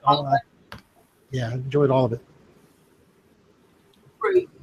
You've got to come back then. I will. If you'll have me, I'll come back anytime. Yeah, I'll come on with my camera. I mean, we've actually been on now for hours, and thank you so much for staying that time. Shall we all go together then? Yeah, that's a good idea. That's a good idea. I'm getting a bit. Thank you very much, Ceres, for showing me all that. There's more. I know there is. I can't wait to see it. Well, anyway, Mr. Thrive wants to go, and so thank you everybody watching in the chat room. I hope everybody's enjoyed this evening with Mr. Thrive, and in fact Mr. Thrive's been listening to Chris and Stan stuff. And hopefully we see you very soon, and have a nice time with Chris tomorrow. And as ever, we give you a hug. Thank you so much. I'm doing it. You just can't see it. And for everybody watching, and we're going to go now, and we're back on Thursday night with Santos and Aaron. A project. Take care, guys. God bless. Bye. Thank you very much. I'm trying to press the stop button, but my computer is just hanging there. Yeah, I'm just trying to turn the button off. Yeah, good night, everybody. Good night. Is it live? I've pressed the button. I'm still showing live. I didn't press the button. I did, but it didn't go right. We're not live now. Thank you so much, Rich. Thank you so much, Rich. Still showing live. I've pressed the button. It's just lagging.